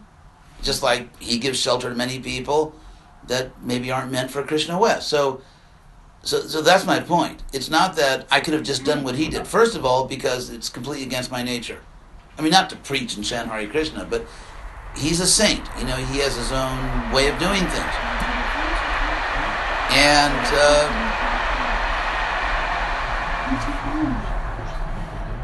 I want to call my daughter that is running after her. Alors, I'm sorry. Je veux juste un téléphone. Tu es intéressé quelque part? Non.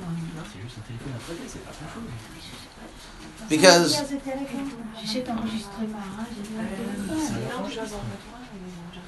Oh, okay. I get it. so before Krishna West, Radha Swami was traveling and preaching, doing a great service, but there were thousands of people that weren't really getting what they needed. Just like I don't give everyone. I'm not like the world guru for everyone. So, each of us, it's like a team. He does that, I do this.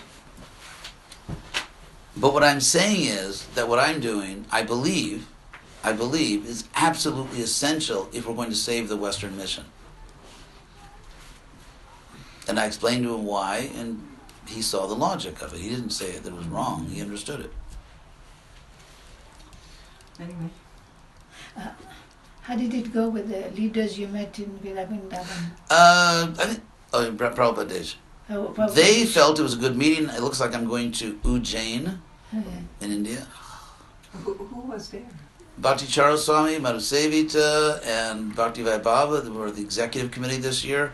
Also Pragosh, who I invited because I think he's fair-minded, and Krishna Kshetra Swami. So, and what was the topic? How can we work together? How can we get past all this conflict? In other words, Bhakti Charo thought it was extremely important to have us in ISKCON. It actually is. And so, again,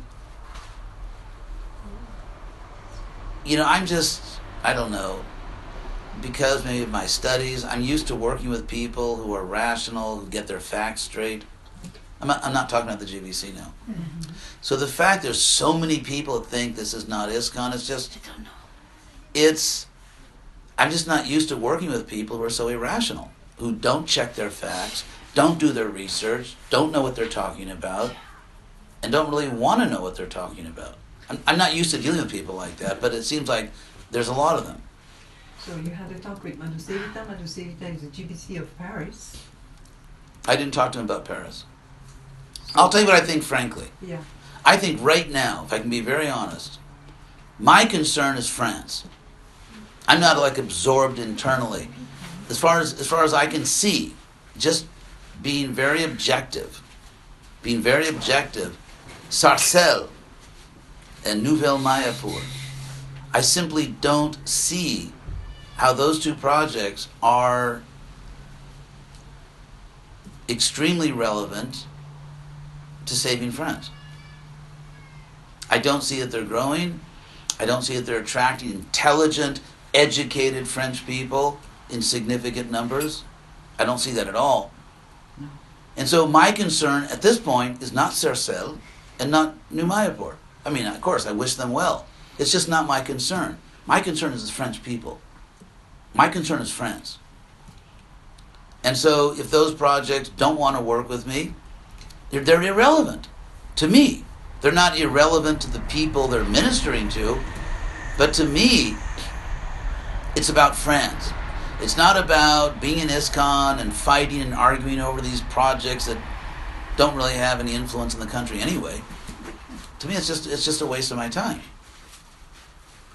To me, it's about France. Because when I come to France, I meet lots of people. I'm friendly.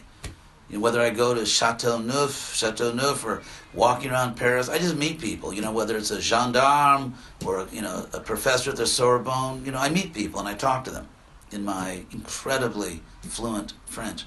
And so, and I like the people. I mean, France, like everywhere else, some people are obnoxious, just like every country in the world. But I meet a lot of nice people. I think France is, at its best, is an elegant country. They have real culture, a lot of intelligent people. I think the historic villages are beautiful. I like the architecture. I just think it's a really amazing country. I think it's a beautiful country. And I'm not concerned with going and, getting my poster up in Sarcelles, because to me, what good would that do anyway? It's irrelevant.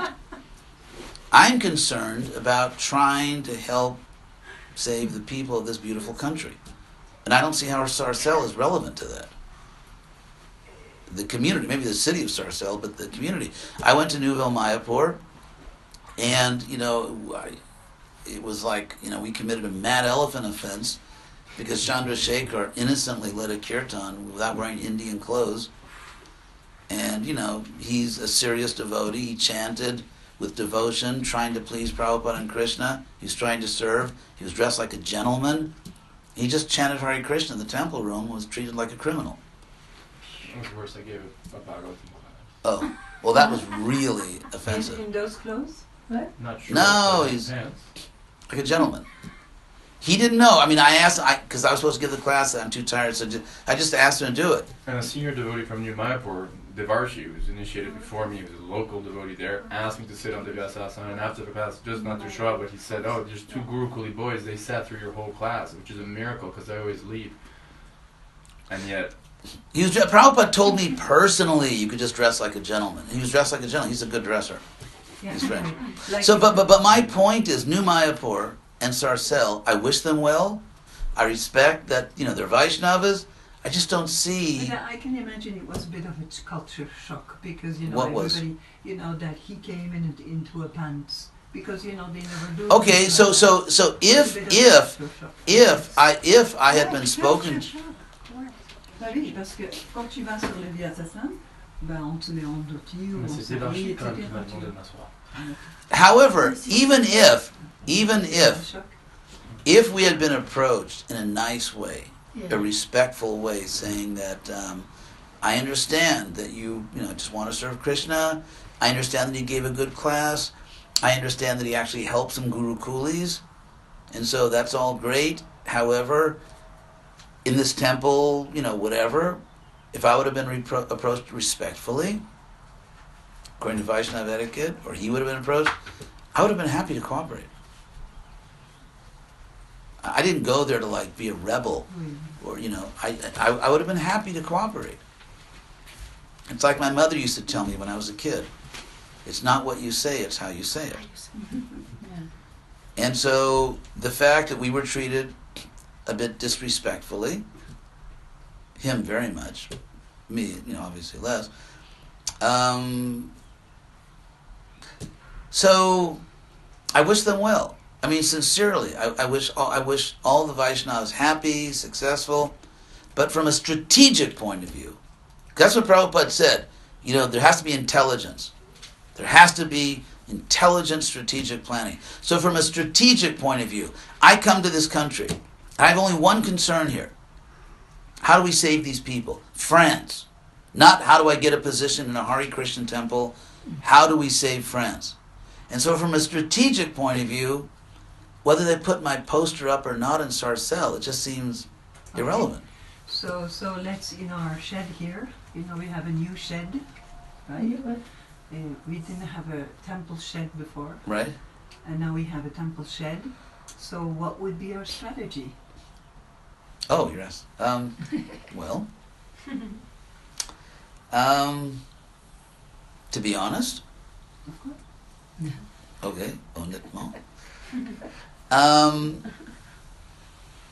think you should work with us. Yeah, but let's work. So the strategy, what's The strategy is because there is power in numbers. Unity, how they say it in French. Unity. Union fait la force. Yeah. There is an international alliance of devotees, very sincere devotees, dedicated to Prabhupada in many countries, including, in England and Germany, in Italy, and all over Latin America and North America. There's an alliance of devotees trying to revive Prabhupada's Western mission. And so basically, we are presenting Prabhupada's essential program, actually almost more straightforwardly than many temples, because we don't do Shivaratri and we don't do Vastu Shastra and we don't do all this stuff. I mean, we're actually presenting Prabhupada. If you look at Prabhupada when he came to the West, he would have programs that would chant Hare Krishna, explain Bhagavad Gita, and then give prasadam. That's all we do. It's very simple. It's very Prabhupada oriented. and we don't try to make people Indian. We don't try to tell people you need Indian clothes, you need Indian food, you need Indian architecture, and so on. Just, yes. If someone is interested, what was the next step actually? If someone come, he chant Hare Krishna with us, Yeah, and he's he reads interested. Bhagavad Gita, Yeah, and it's then very one day- interesting. He keep Nice, his job and he's. What is the next step? Okay, the next step, I think, sociologically, just trying to be objective here. If someone's interested and so on, I think to invite them to join an international Krishna conscious thing. So, and then who does he get initiation from? Well, okay, I He can tell you. choose, he can choose. Yeah, obviously. How do you force people? Yeah. I mean, that's Yeah. so. I'll tell you what we do, and you just have to see whether it works for you. Okay, okay. What we do is, it's very well known. It's all over America, Europe, that if you bring someone to the local temple, it may be the kiss of death. I met Yeah. temple presidents in Europe who have families and jobs who won't bring their own friends to the temple. They're the presidents because they know it's very likely that will end their interest in Krishna consciousness.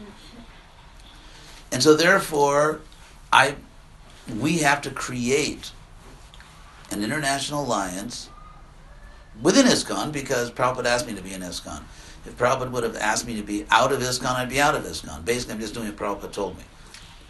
So we are creating an international alliance called Krishna West, because it took the word West from Prabhupada's Pranam mantra, and telling people, help us. See, I think a big thing about attracting the right people, and this is also based on studies, academic studies, is that if we teach people from the very beginning that to join us, to work with us, means not only chanting Hare Krishna, not only offering your food, it means you have to care about the world. Because we don't want to just create Kanishta Adhikaris. If you want to practice Bhakti Yoga, you have to care about the world. And help us to help the world. Help us to help France. We want to do something amazing in France. We want to create a powerful spiritual renaissance in France. And help us do that. It's like, for example, let's say in Dijon or Paris or wherever, let's say you go to an animal rights meeting, like they're having some event for animal rights. You know that if you want to join these people or work with these people, you will be expected to be active. You'll be expected to help to change the world, because that's what they're doing. An animal rights organization, not a yoga school. Devotees are not interested in animal rights people, only yoga schools. But unlike yoga schools, which have become very materialistic according to all the studies, in animal rights, just an example, they're trying to change the world. They're trying to change people's understanding. So if you join them, you're supposed to do something. Like help us to get the message out. Help us to change the world. So I don't want just that sort of sedate, come to the Hare Krishna thing, have some prasadam, a little chanting. It's nice. We're a happy little community. I want to be a movement. I want to convince people that Prabhupada used to do that all the time. Prabhupada, so many times, he would give a lecture, and at the end he would say, so join us. Help us to do this. Prabhupada had that mood. We're a movement. We're active. We're activists. We want to change the world. Help us change the world. And what studies show is that if you're very straightforward like that, you get the best people. Okay. So, Can you tell us a little bit what's happening in the Krishna West Center? I'm more interested actually to know what we can do. I know, but what others what's do. happening somewhere else. Well, it may give you an idea of what you could do here. Good. Yeah, well, They okay. can give ideas, So, for example, we have this beautiful couple. The young man is a Guru Kuli, and his wife is a disciple of mine, who actually joined the movement in France. Oh, you mean that? Yeah, Leela Leela Nanda now. Yeah. She was actually Australian. Mm-hmm. And they're wonderful boys. I really love them. And I gave him his name when he was born. His mother's my disciple. he went to one of the best universities in America and became an architect. And so he's like, working with a prestigious firm of architecture in Austin, Texas. And she is going to school. She's brilliant. And literally within like a few days of joining her school, she became like a student senator. And she's just really amazing. And very intelligent. And they have a Krishna West Center. They don't want to get money from people. They really believe, as I do, that you have to avoid this evil of starting a project where you need money from people because we want a big building, we want that. And so just focus on the people. Just help people. Don't try to get money from them. And they have their professional lives. They're both, and so they have programs, I don't know, 2 times a month or maybe every week now. They invite people that are getting good, intelligent, normal people, and they just chant Hare Krishna, explain Bhagavad Gita, and give prasadam. It's very simple. It's very straightforward. And yes. But what I see is that you're going to be you were the Acharya of Krishna West. So when you go, and Krishna West, it will fall apart like it did. Actually, no, and I'll explain why. Okay. You make them broad-minded. Yeah. Well, yeah, I'll explain. But these are good questions. I'm actually having fun talking to you. These are good questions. First of all, Prabhupada said he wanted us all to be acharyas, including the women. So I don't claim to be an acharya with a capital A. I'm the head of the entire institution who's guiding the whole course of... No, I'm just a spiritual leader. And that's what the word acharya means, a spiritual leader. Now, I have a different style. See, your experience, you had experience when you were younger of a very different leadership style. I would say my style was the opposite. You joined the movement perhaps, let's say at a certain point in your life as a devotee, there was a leader who was, heavy centralization. Centralization, by the way, which went directly against Prabhupada's instructions. Mm-hmm. In France, in Italy, in Spain, they did exactly the opposite of what Prabhupada said. They did exactly what Prabhupada said to never do. Everything Prabhupada said, don't do it, that's exactly what they did. That was the first problem. In my zone, when I was GBC, why? More new leaders came out of my zone than any other zone in the world. Why? Because I saw as my main service trying to help to empower other people, trying to make other people big leaders. I took over a zone where I was the only GBC in Latin America. After several years, there were 5 GBCs. Why? Because my main focus was trying to help other people to become leaders. Another point, unlike many leaders in ISKCON, I don't manage leaders. I don't centralize anything. Every Krishna West Center has its own leader, and they're really leaders. I don't tell them what to do. I give them very general guidelines. I always did things that way because I understand that if everything is resting on me, then when I'm gone, in the unlikely event that I leave my body, then when I'm gone, everything collapses. So I've already left. In Brazil, all the leaders were my disciples, practically. Everything depended on me, and at a certain point, I left. And it didn't collapse. They went through some difficulty, but now it's, there's all kinds of fantastic programs. Because I treat people like adults. It doesn't depend on me. Even my own disciples, and frankly, if there are devotees who want to lead projects, but they can only do it if it's really I'm making all the decisions, I don't do it. I refuse to get into a situation where someone's not a real leader. They have to lead their projects. I can advise them, we agree on basic parameters, even the standards of Krishna West. When I talk to my disciples, if they're not comfortable with it, then we make a compromise. I stopped ordering people to do things about 25 years ago. Or more. Get anarchy? What? No. You get anarchy? No. You do that? No, because it's voluntary. It's just what Prabhupada said. I don't force people to work with me. Everyone that works with me wants to work with me.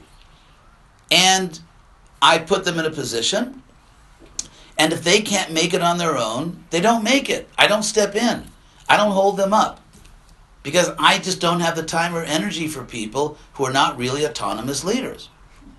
And if they decide at a certain point they don't want to be in Krishna, well, no one's actually decided that. But but if someone did decide, I don't want to be in Krishna West, this doesn't work for me, fine. So I actually have real leaders. So have you ever had like people that, they have a Krishna West center and they start exploiting people and being, like child abusers and, whatever? No, I've never had that. You never had that? In fact, when I was GBC in Brazil, we created one of the major gurukulas in the world. We had one of the big gurukulas. We had the best record in the world regarding child abuse, the best record in the world. And the reason is because I put the very best devotees in the country, out of hundreds and hundreds, in charge of the school. Yeah, But you said you not don't like do in this France where hands-on they put. management. Not What's like that? You don't do this hands-on management. No, I didn't do hands-on management.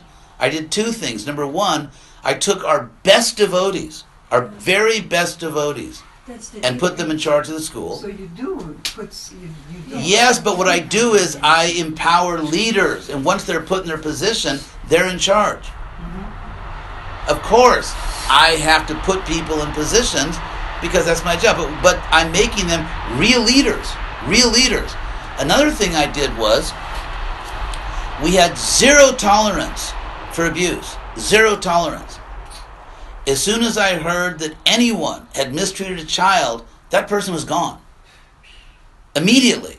Like if I heard that someone mistreated a child in some weird punishment or something, I immediately call everyone, who's involved. If I verified the facts, that person was gone instantly. Instantly gone from the Gurukula. And so, was it perfect? No. Do we make mistakes? Of course. But we had the best record of any major Gurukula in the world. Because I know who, so yes, I'm a leader.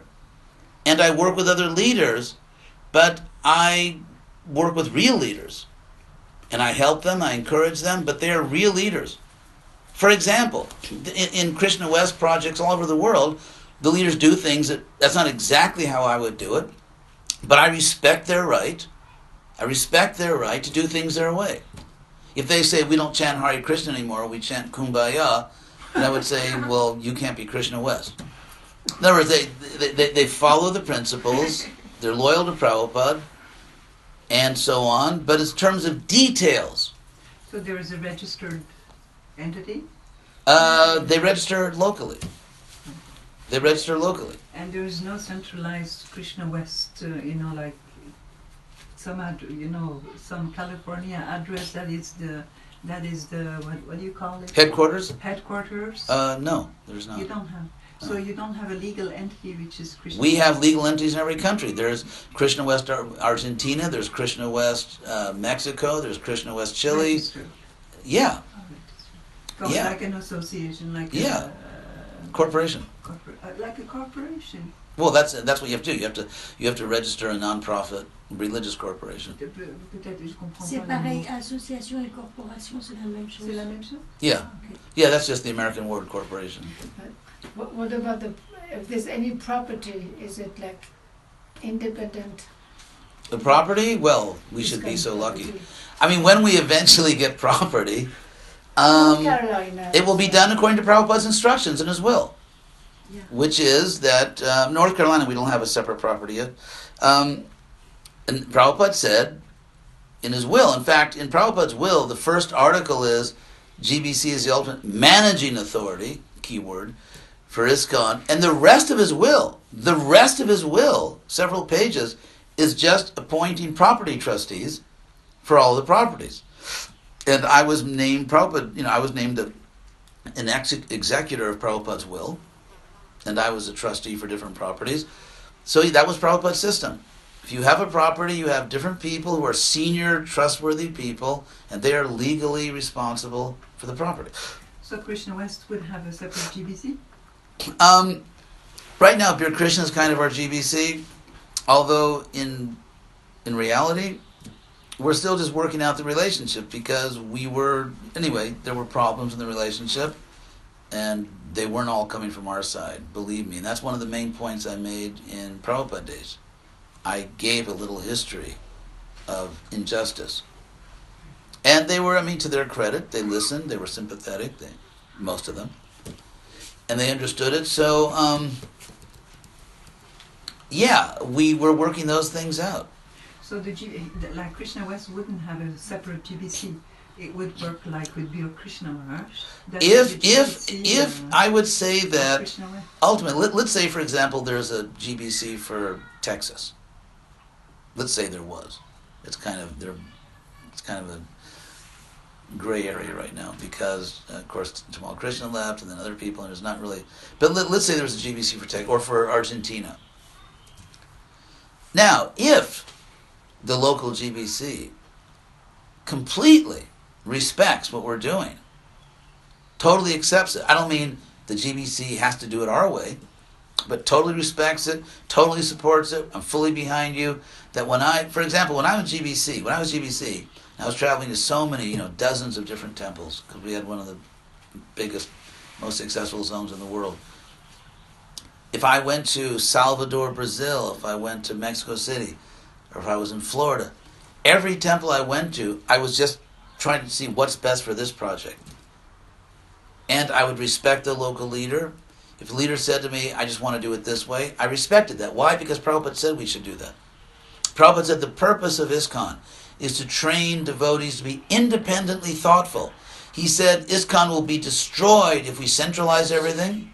He said that will destroy ISKCON. And then he said it's not that one person decides everything and everybody else has to beg from them. In other words, the system you experienced.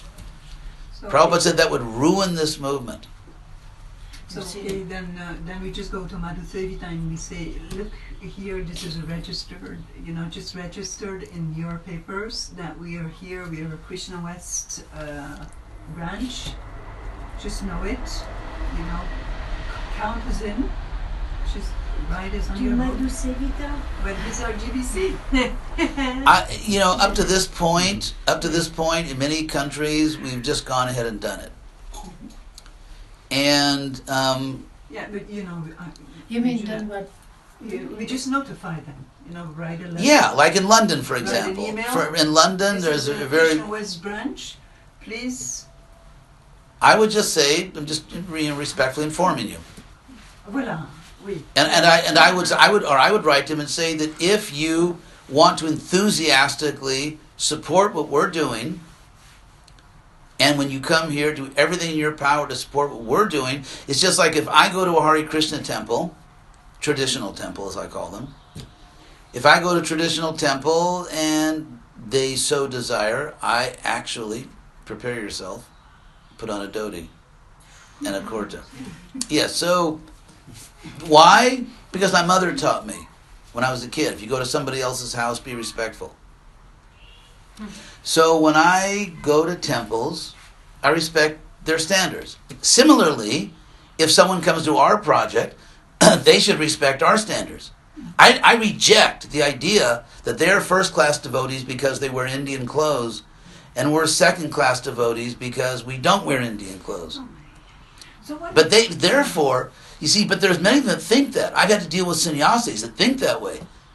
That if I go to their place, I have to respect their standards. If they come to our place, they don't have to respect our standards because they're above us, because they're better devotees, because they're the real devotees. Mm-hmm. I reject that.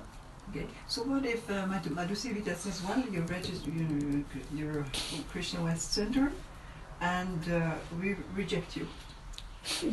We reject you. Voilà, you're not part of this. He does not have the power to do that. Yeah. Okay.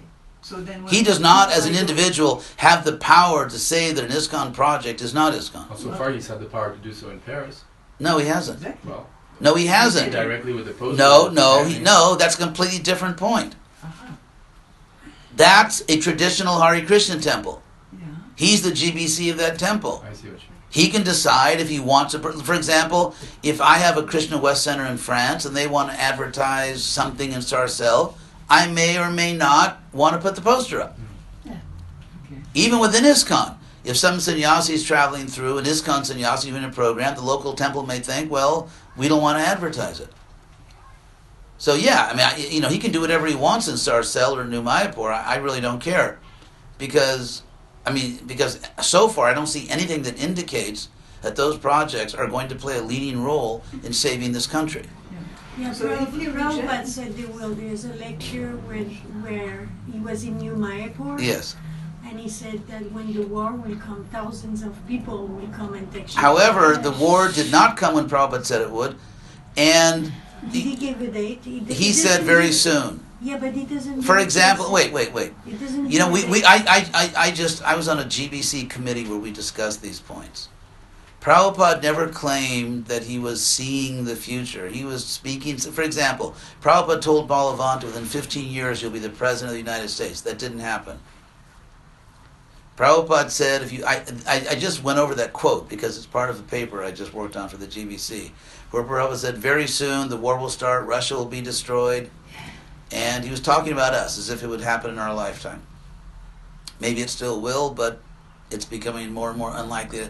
So I don't think Prabhupada was claiming to make absolute predictions. I think he was just talking about world events. No, but he said things can change with the Maha Mantra, so he didn't give us complete. Yes, Prabhupada was asked answer. about that, about why wasn't there a war. He said Krishna changed his mind. Yeah. So all I'm saying is Krishna can also change his mind about New Mayapur. So can we just go back to Farm communities, Madhusevika? you are not for farm communities? I am totally for farm communities, but I'm for farm communities where people are treated properly. Okay. And anyway, So let's go back to Madhusevika. He rejects us. He can't do that, right? all Madhu Sevita, Prabhu, if he just chooses, can say, I don't want to work with Krishna West. Okay. So Then we'll make some other arrangement. okay. So who do I go? Who is in charge of Madhusevita or The GBC body. GBC body? So I just go to the GBC body if he. Or you He could, doesn't want- or you could talk to me and we'll work it out on your behalf, Okay. which may be more practical. Again, I mean, in fact, you see, when you look at the nature of law and the nature of government, precedent, actually Western law, especially in American English, is based on case history. That means there are legal precedents. If the government has done things in a certain way, that establishes a legal precedent. In fact, in ISKCON, we have established Krishna West centers in many places. We don't bother anybody. We don't cause any trouble. We serve Prabhupada's mission. And no GBC has really complained or said that it's a problem. And so we're just proceeding like that because there's no problem. There's no problem. For example, we have a Krishna West Center in London, which is going nicely. We informed the GBC. He's a gentleman. And there's no problem. Because Prabhupada made it very clear, the purpose of the GBC is never to discourage individual initiative. Prabhupada said it's a duty of the GBC to respect and encourage individual initiative.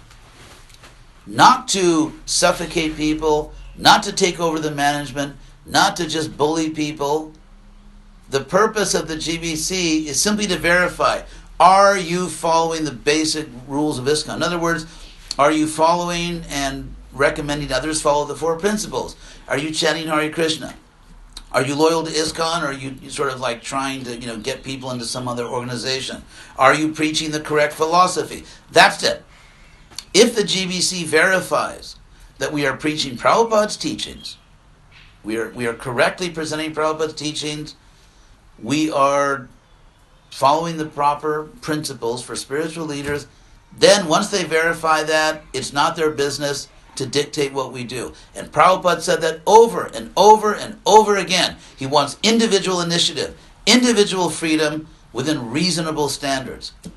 And so if there's any issue, which I don't expect, I would simply prove by Prabhupada's own words that we have a right to do what we're doing.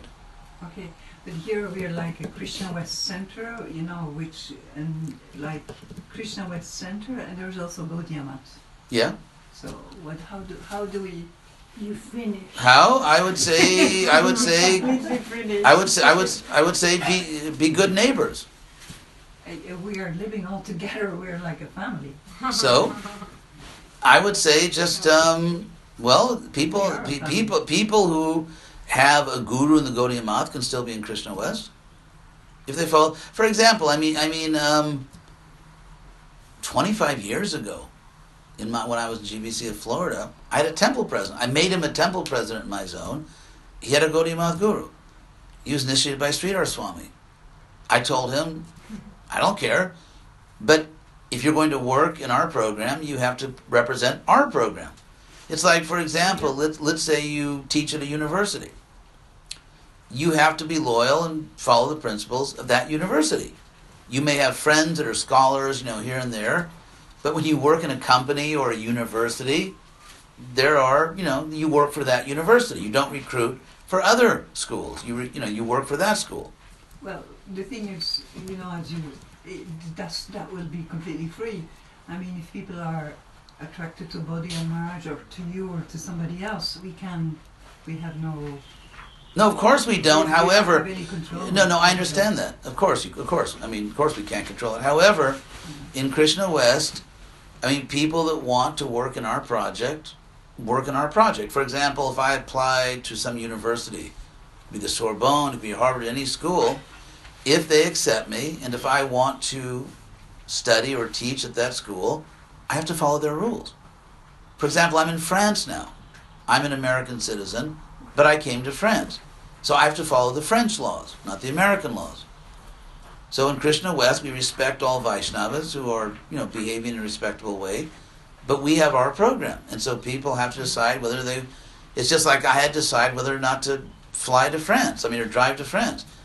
If I cross the border, I have to follow the rules of France.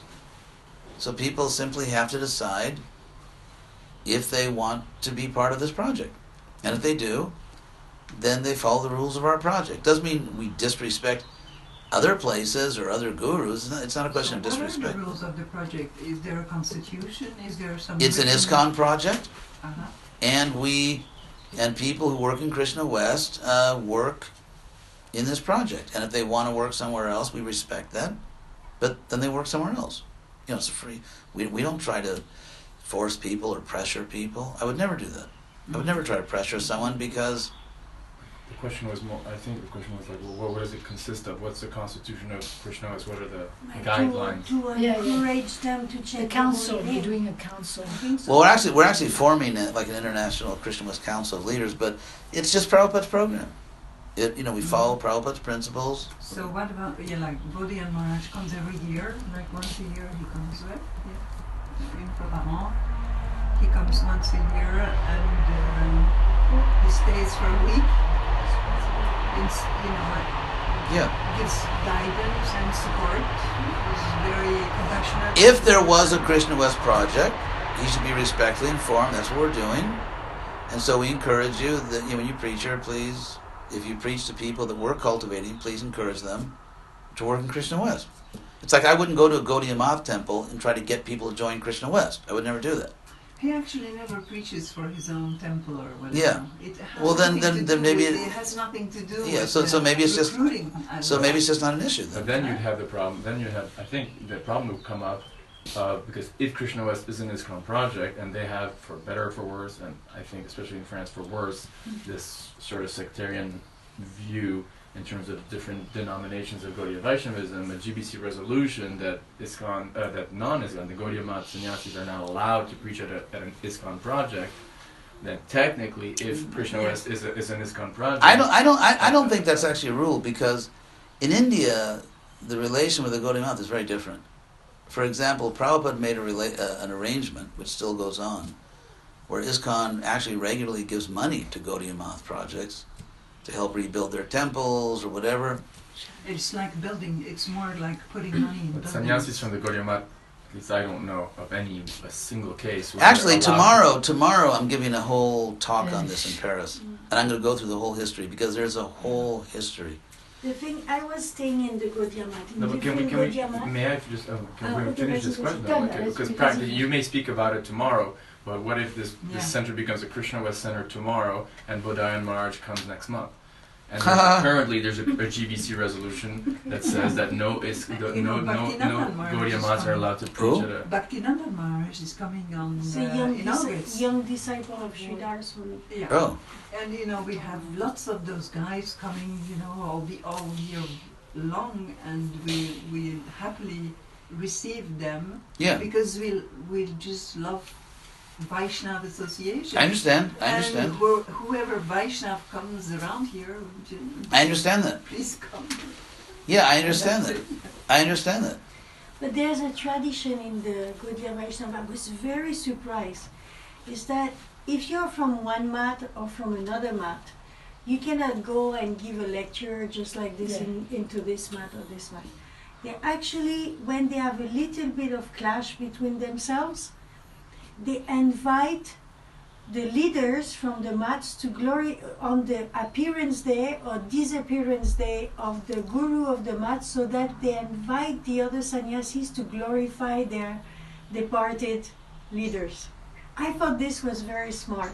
And I told Nitai Gaura Sundar, next time you want to invite Bodhayan Maharaj, invite him on appearance or disappearance day of Srila Prabhupada, because he never glorifies him. Yeah. So then in that day he will be obliged to give reverence. Yeah, I mean, It's a actually, yeah, tradition. it's funny because you brought this topic up, and tomorrow I'm going to go, and so Nobody called it and give it to you. I think in order to understand this, you have to understand the history.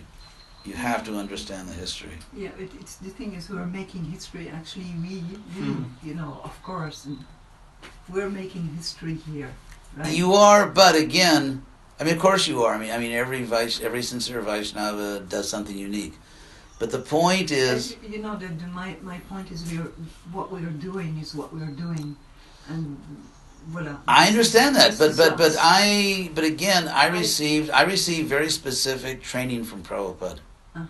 Prabhupada was very heavy about this. He was very emphatic. What Prabhupada wanted from me, one time he actually said to me in his garden, "What is the use of your being an American if you don't do something wonderful?" I mean, again and again and again, Prabhupada inspired me and taught me, I want a big, powerful movement that changes America and changes the world. And so therefore, I understand the story of Hanuman and the spider, and I understand that every sincere act of bhakti is precious and is important. So I'm not saying that, devotional service is not devotional service unless it somehow fits into my big plan. I'm not saying that. I'm just saying that with Krishna West, I have a specific mission because Prabhupada gave it to me. And every time I talked to Prabhupada, he kept training me and teaching me and inspiring me with this vision. He wanted a big movement. He wanted to change America, change the world. He wanted to establish the Yuga Dharma. Prabhupada wanted to save the planet. And so therefore my whole focus in devotional service is trying to save the planet and trying to work with people and work with projects which rationally, based on social science and history and results, somehow can play a significant role in trying to build that. So I understand what you're doing here. I respect it, actually. I respect it. And I have no criticism to make. I just got an invitation actually to a big Vaishnava festival in Switzerland, I think in a year, next year maybe. I think maybe it's next year. I thought it was really funny. It was kind of really funny because the invitation, it was a very nice invitation, and it said we are having an institution-free Vaishnava festival. And I thought, wow. I mean, I could really...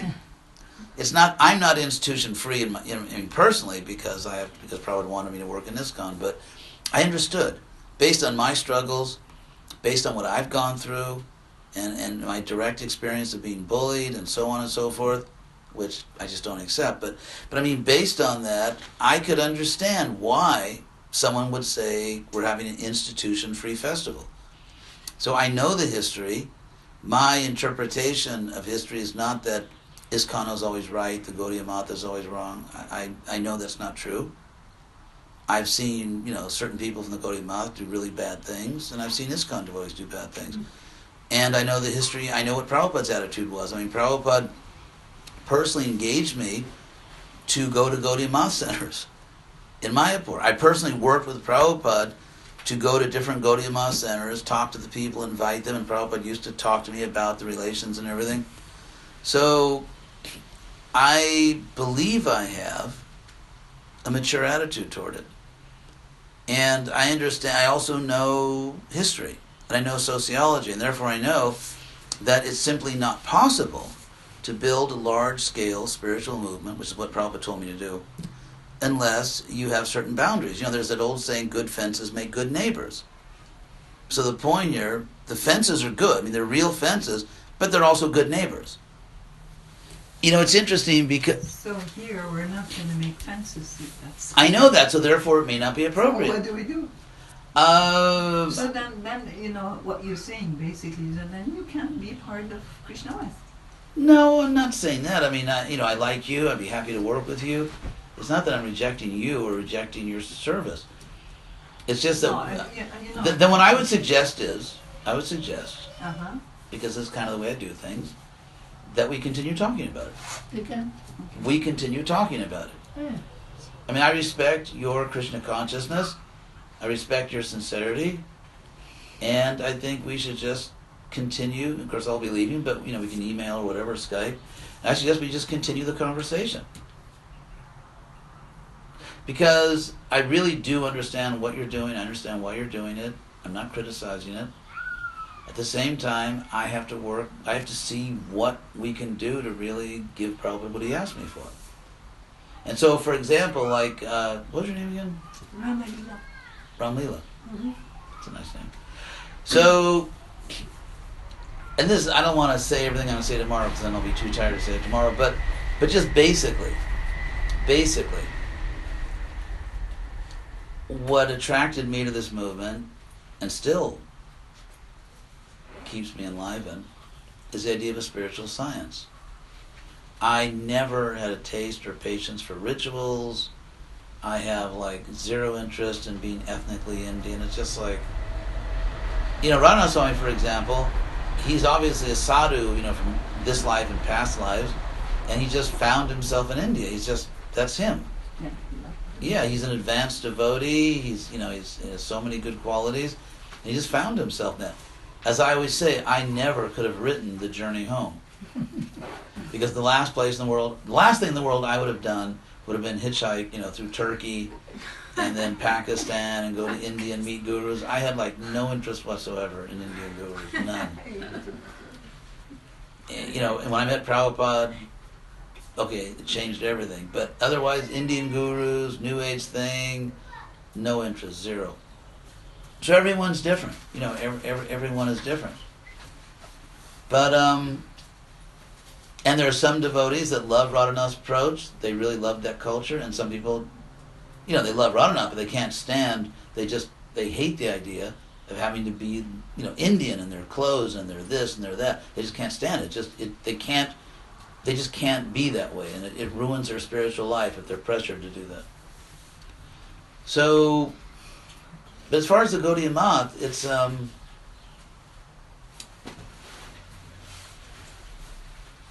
I know. I was going to say Prabhupada. Oh, okay. I remember what I was going to say. And that is, to me, France or England or America or any country, the only hope is to really present a spiritual science. Not just some ethnic thing. Because, I mean, we already know they don't want it. I mean, it's obvious. So the point is that, to me, it's a necessary part of that science, spiritual science, that Prabhupada is the center. You see, every disciple loves his guru or her guru. That's natural. Just like, you know, I love my parents. You know, I don't think they're necessarily like, you know, they're perfect, but they're my parents. And so my affection, my attachment, my love is for my parents because they raised me. And so in the same way, it's natural that a devotee have special affection for his or her guru. It's just natural. So I'm not interfering with that. I'm not disputing that. That's just the way life is. But what I'm saying is, when I claim that Prabhupada is very special, that since Bhaktisiddhanta, no one is on his level, that's not what I'm doing. It's not just, I love my parents, I love my guru. That's not what I'm doing. I'm acting as a spiritual scientist. And so in the name of someone's idea of etiquette, to say that, well, yes, we love Prabhupada because he's our guru, but other people love their gurus, so we're going to form like a Vaishnava organization with different groups, and we can't say that Prabhupada's preeminent because everyone has their guru. At that point, a spiritual science just becomes an irrational religion, like all the other irrational religions. Prabhupada's preeminent position is a scientific fact, spiritual science. It's not my loyalty to my guru. And in the name of etiquette, I can't give that up, because to me, if we try to unite with others, but Prabhupada's not at the center, we're basically ruining the spiritual science. And for the sake of... I have, don't find that scientific at all. Because you're just finding out that, your parents, they're your parents. You're not going to share your parents with me. They're never going to be my parents, right? However, Voilà. Just like Srila Prabhupada is your guru, he's not my guru. I will never share, I have obviously, hugely benefited from, the association of the Srila Prabhupada's disciples and, his aura, but, voilà. But I think we're missing the point here. Okay. Because actually, Prabhupada's self-understanding, like who did Prabhupada think he was? Prabhupada's main self-understanding was not, I'm a Diksha Guru. Mm-hmm. Prabhupada's the founder Acharya. Mm-hmm. Prabhupada is the great Acharya of this age. And he proved it by going out and showing that he was empowered more than anyone. Now, for example, Bhagavan was empowered, but he fell down. He's empowered for a few short years.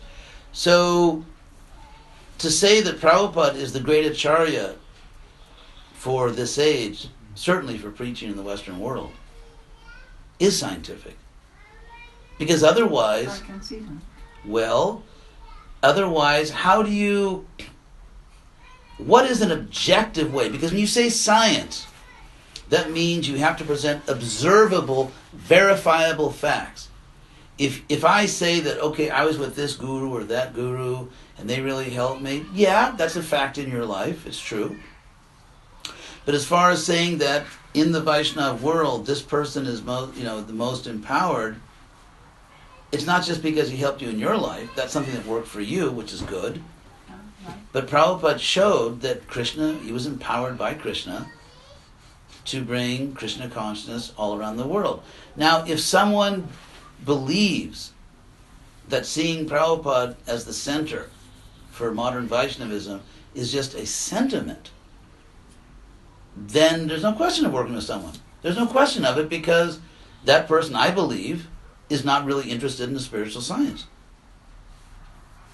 The thing is, there is one thing, there is Srila Prabhupada's teaching, Yes. right?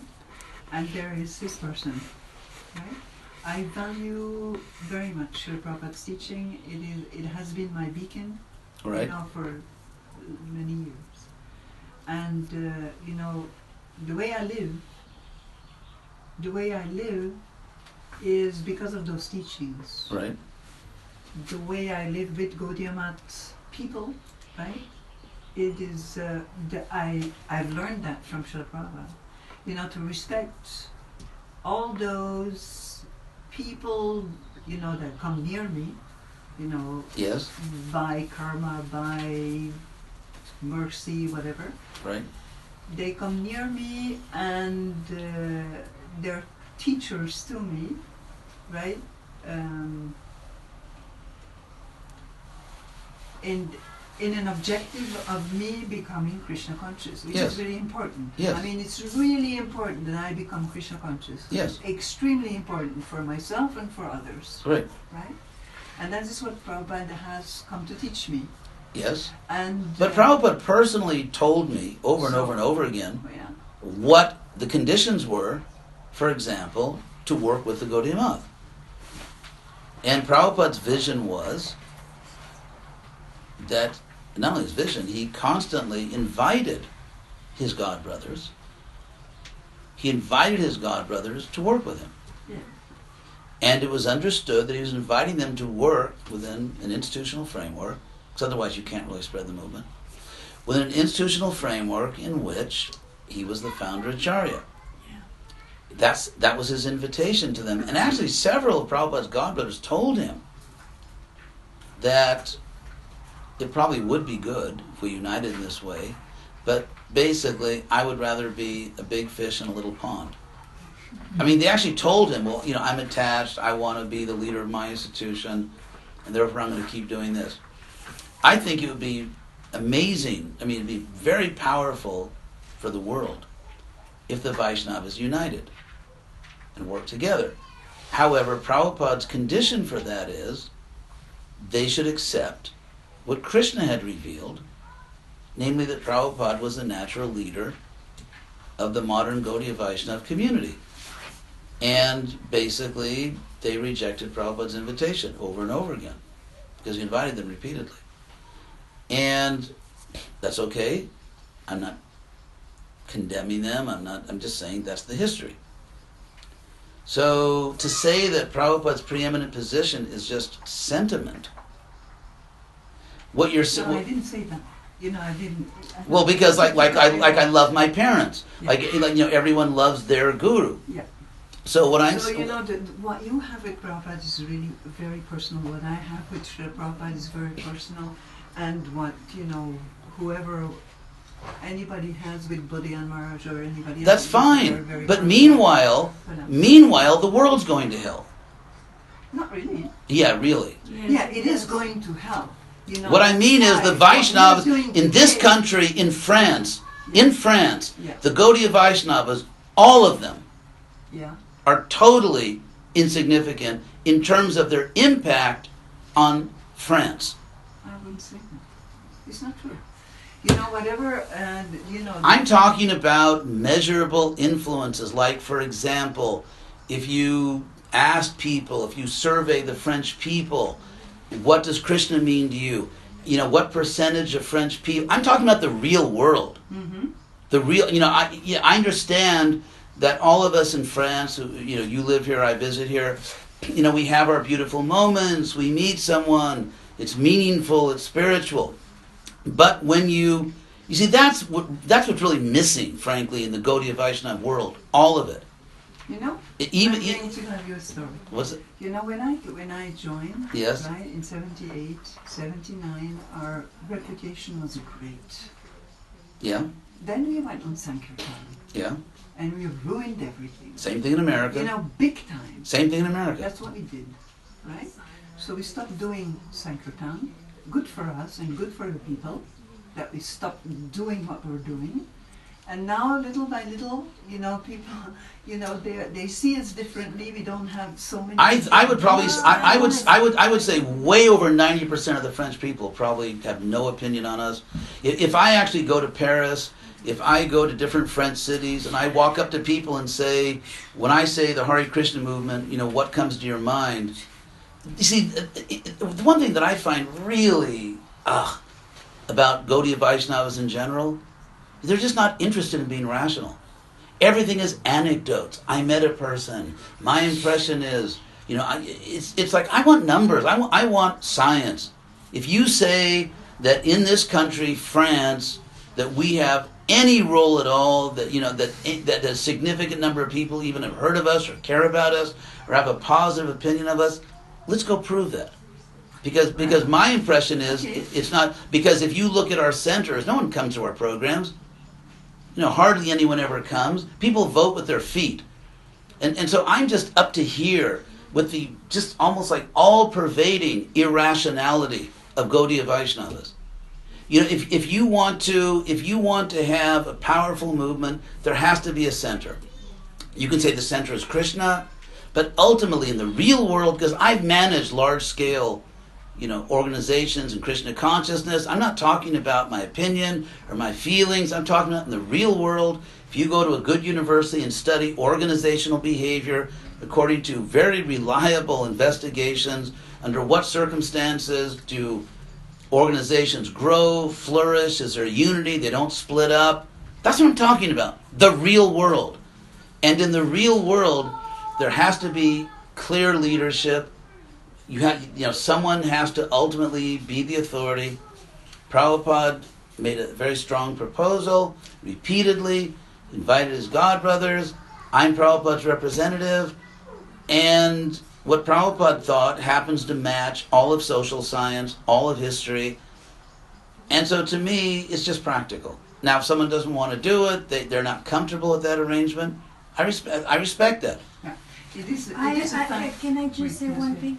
I had a big argument with Bodhayan Maharaj. You remember? Because he started to do his pranam mantras, and actually, there's a few people who came here, and every time they do all their pranams, were like very respectful for everyone. And I was listening, and I was thinking, where is the pranam for Srila Prabhupada?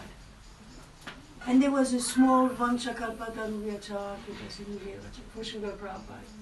Well, that's not for Prabhupada, that's for everybody. No, and then I was like, my eyes became so black. I don't know, Maharaj. He said, oh, Ramlila, you look very angry. I said, no, Maharaj, we'll talk later.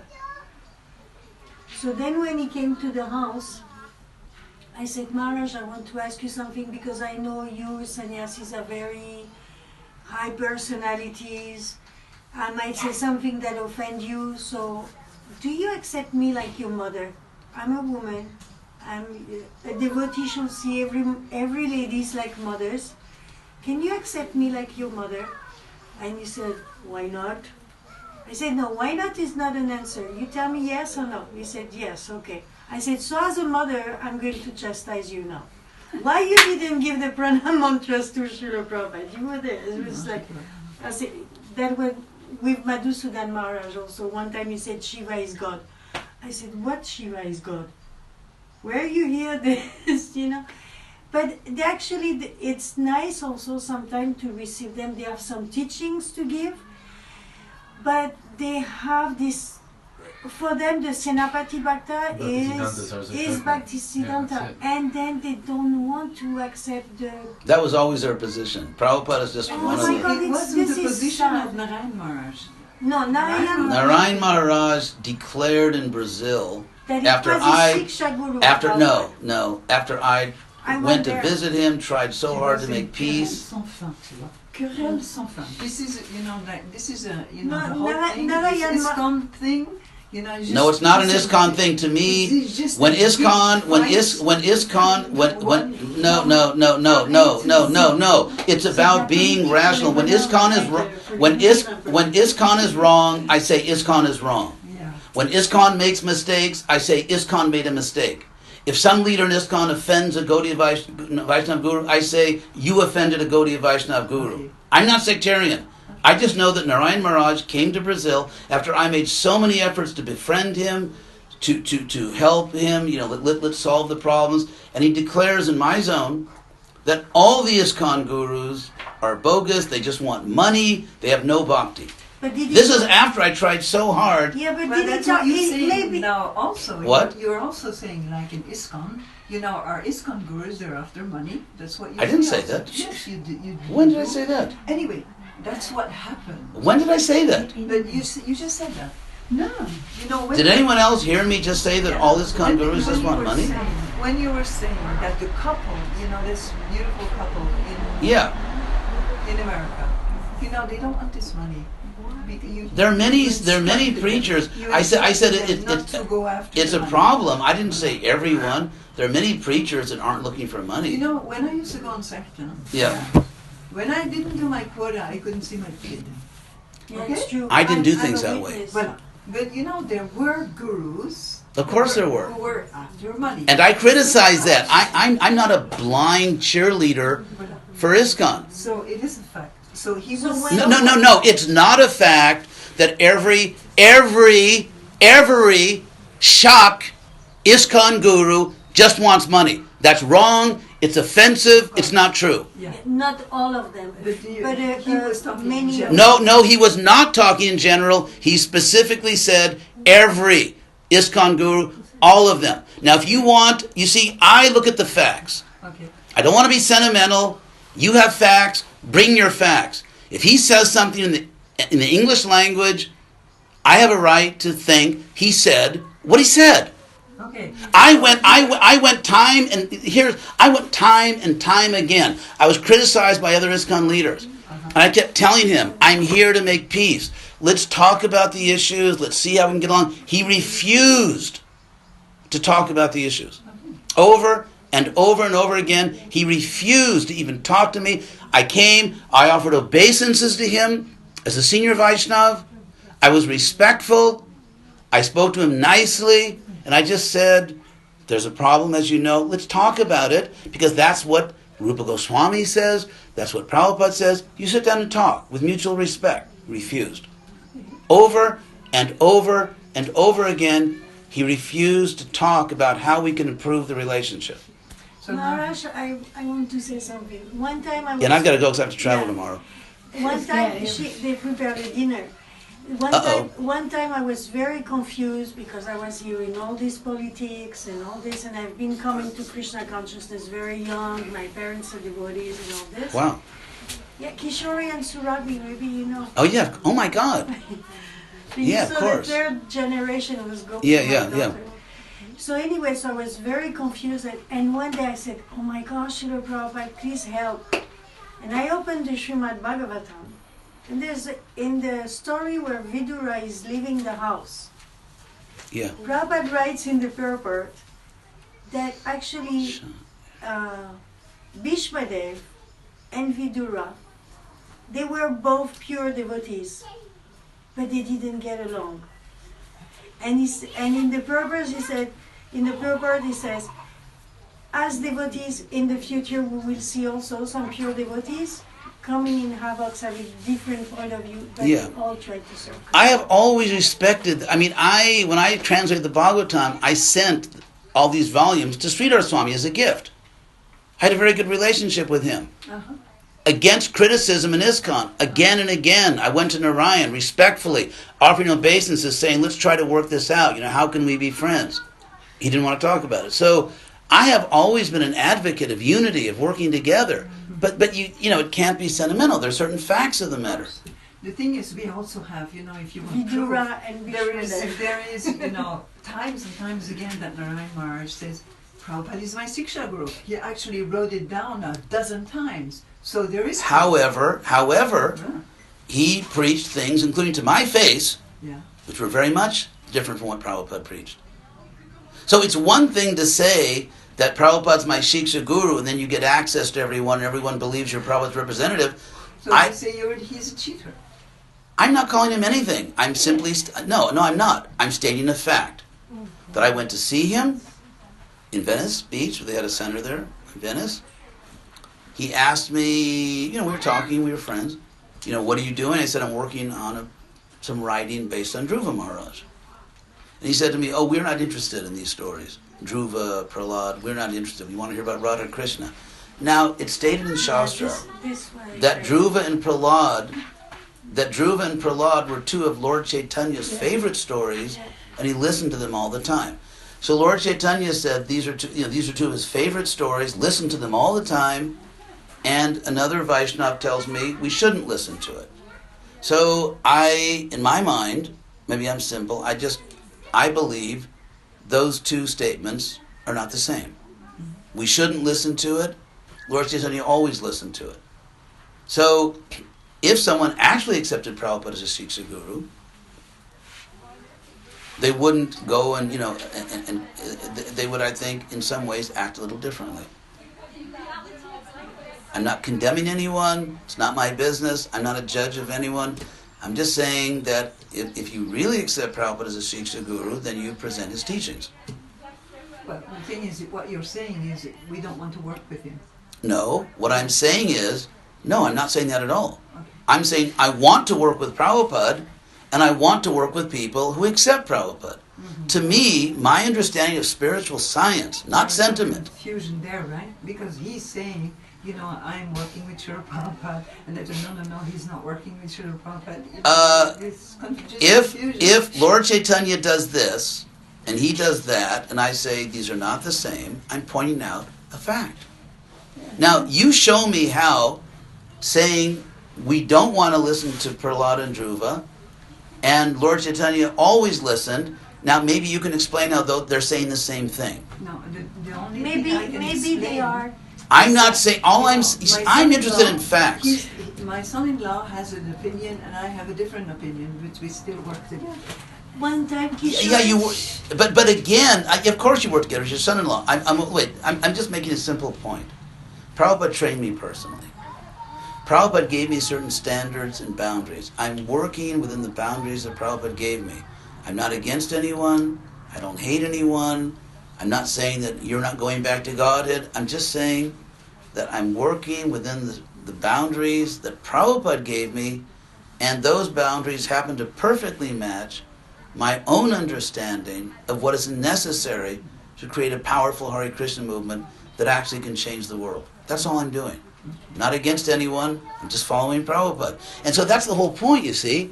In order to be nice and work with everyone, I can't be nice to Prabhupada. So if it comes down to that, where Prabhupada told me do things, if Prabhupada tells me, because he did tell me about the Gaudiya Mouth, he made it very clear what he wanted. Mm-hmm. If Prabhupada tells me do this, but in order to be nice to, be non-sectarian, I have to do something else, then it comes down to a point where I can't follow these devotees and Prabhupada at the same time. So in that situation, not because I'm sentimental, but I think because I actually get it, I'm going to follow Prabhupada. If Prabhupada told me to do something, and honestly, and I could see, well, it's not practical now, then I do adjust it. For example, when I was BBT trustee in Spanish and Portuguese, Prabhupada issued a general order that the Bhagavatam should not be printed soft cover. It should always be printed hard cover. But I was in Latin America, and I was printing books in Spanish. I knew people can't afford to buy hardcover books, so I just printed it soft cover. Mm-hmm. And when I told Prabhupada, he said, great idea. So I don't follow, Prabhupada didn't want us to follow blindly. I followed Prabhupada on Siddhanta, like basic philosophical principles, because he presented them. As far as practical things, I'm practical. And Prabhupada trained me in a certain way, and I see that what Prabhupada said was necessary to develop ISKCON happens to match social science, history, and when people tell me, you're a sectarian, which I don't think I am, I find their vision does not match either Prabhupada or social science or history. It's very impractical. And they don't understand how the real world works. So it's not being sectarian. It's just doing what we have to do to save this world. You see, there is something really internal about spiritual life.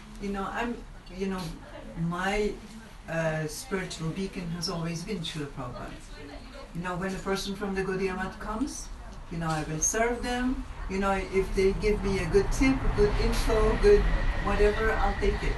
But it will always be in this, because kind of, my beacon is Srila Prabhupada. It's just a natural thing. So we're doing the same thing because you see... But the thing is... Yes? Voilà. The thing is, they don't confuse me because I have a very personal, strong relationship with Srila Prabhupada. Yeah, right? I believe that. Voilà, I do. If you believe it or not, I do. Well, I do believe like that. No, but it doesn't depend on anybody. I'm just telling you so that for the sake of our conversation, you will know my position. I didn't say that you are authorized to believe it because I said I believe it. So it's just like that. Okay, but you have to understand. Somebody else. Yeah. Like my son-in-law, he's got, his whole spiritual life. He doesn't have this connection with Srila Prabhupada. No, it started with his guru from the Gaudiya Math. Yeah, it started with his... I respect that. Voilà. And, I respect that, we get along perfectly. That's fine. I get along with him too. I like him very much. We do work together, But you have to understand something. To make a spiritual... But you have to understand something. By Krishna's arrangement, I had the service of actually being one of the most important leaders in ISKCON. That was my service. I didn't grab it, power. I didn't volunteer. Prabhupada actually called me and told me to do it. It's not that I was ambitious. But my point is, So I was trained by Prabhupada in a way that's different than your experience, because I respect your relationship with Prabhupada. I'm sure you can see some things in Prabhupada that I can't see. But the point is, Prabhupada specifically trained and empowered me to be a guardian of his society and to make sure ISKCON was on track according to his vision and his wishes. That's not a service that Krishna gave you. Krishna gave you other services. I mean, I'm not saying my service is better than your service. They're just different. Okay. And so therefore, in executing my service to Prabhupada, the service that he gave me and trained me to do, I have to do it according to his training, according to my best intelligence. Doesn't mean I disrespect you or anyone else. Yeah. So I'm trying to work with you, right? I'm trying. And you said, we have this difficulty, or, we have this specific situation, so we have to talk about it. So that's what I'm doing. I'm talking. I appreciate that. Right, okay. I appreciate that. So, voilà. So that's, Merci. thank you. You So I quite some stamina to sit through all this, because of course. Because I respect you. I respect you. Thank you. I respect that you've given your life to Krishna, and therefore, out of respect, I feel that I have to hear what you're saying. And I also appreciate sincerely your interest, simply your interest in what I'm doing. I think it's really significant. On the other hand is, what you say, it really has, I said it before, it's really intelligent what you say, it is very compassionate, it is spiritual, it is good, it's bienveillant, Well-meaning. well-wishing, and ISKCON doesn't hear it. Some people do, but not Some people everyone. do, Yeah. But, when you wrote the paper last year, was it last year? No, 2 years ago. Yes. They didn't listen to you. It was really... Actually, there's a little bit of good news for you. Okay. It seems that Maybe gradually... you should have a newsletter. Yeah. Maybe you should have a newsletter. I should. Well, the latest news is it appears there's evidence that they're starting to finally get it. Because, for example, one GBC leader is now saying a lot of things that I said in the paper. I'm saying that he said it right. Well, not exactly. No, it's not that bad. But so I think that the message is actually starting to get in. Because, for example, in 2008, end of 2008, maybe the very beginning of 2009, there was a huge controversy with me because I had strongly encouraged a gay couple. No, you didn't hear it. Yeah, oh yeah, it was a huge controversy in ISKCON. And the GBC were all alarmed because basically I treated a gay couple as, as human beings and as Vaishnavas. Well, actually, one of them was, the other one wasn't a devotee. And so there was a big fight and controversy, but now they all kind of take that position. For example, when I went back to college, it was a big scandal and controversy. But now everyone encourages, devotees to go to college. And so what I'm seeing is, like with my position on the GBC, even Krishna West, gradually more and more leaders are starting to understand it. It's just, in the meantime, I've got to go through all this, but... So, I can't say everything will work out, but there's some hope. Yeah. At the last meeting we had, they were starting to get it, starting to understand, I think, and so I'm going to see what we can do. Yeah, ISKCON is a good bunch, really. There's some really beautiful people in there. Yeah. What time is it, by the way? Well, It's going to have dinner. 9 it's o'clock. 9 Oh my God. o'clock. I've We gotta- are leaving very But thank you very much. early tomorrow. I'm kind of a slow cook, and I had to cook tonight, and I wasn't ready for the thing, so I had to come quickly.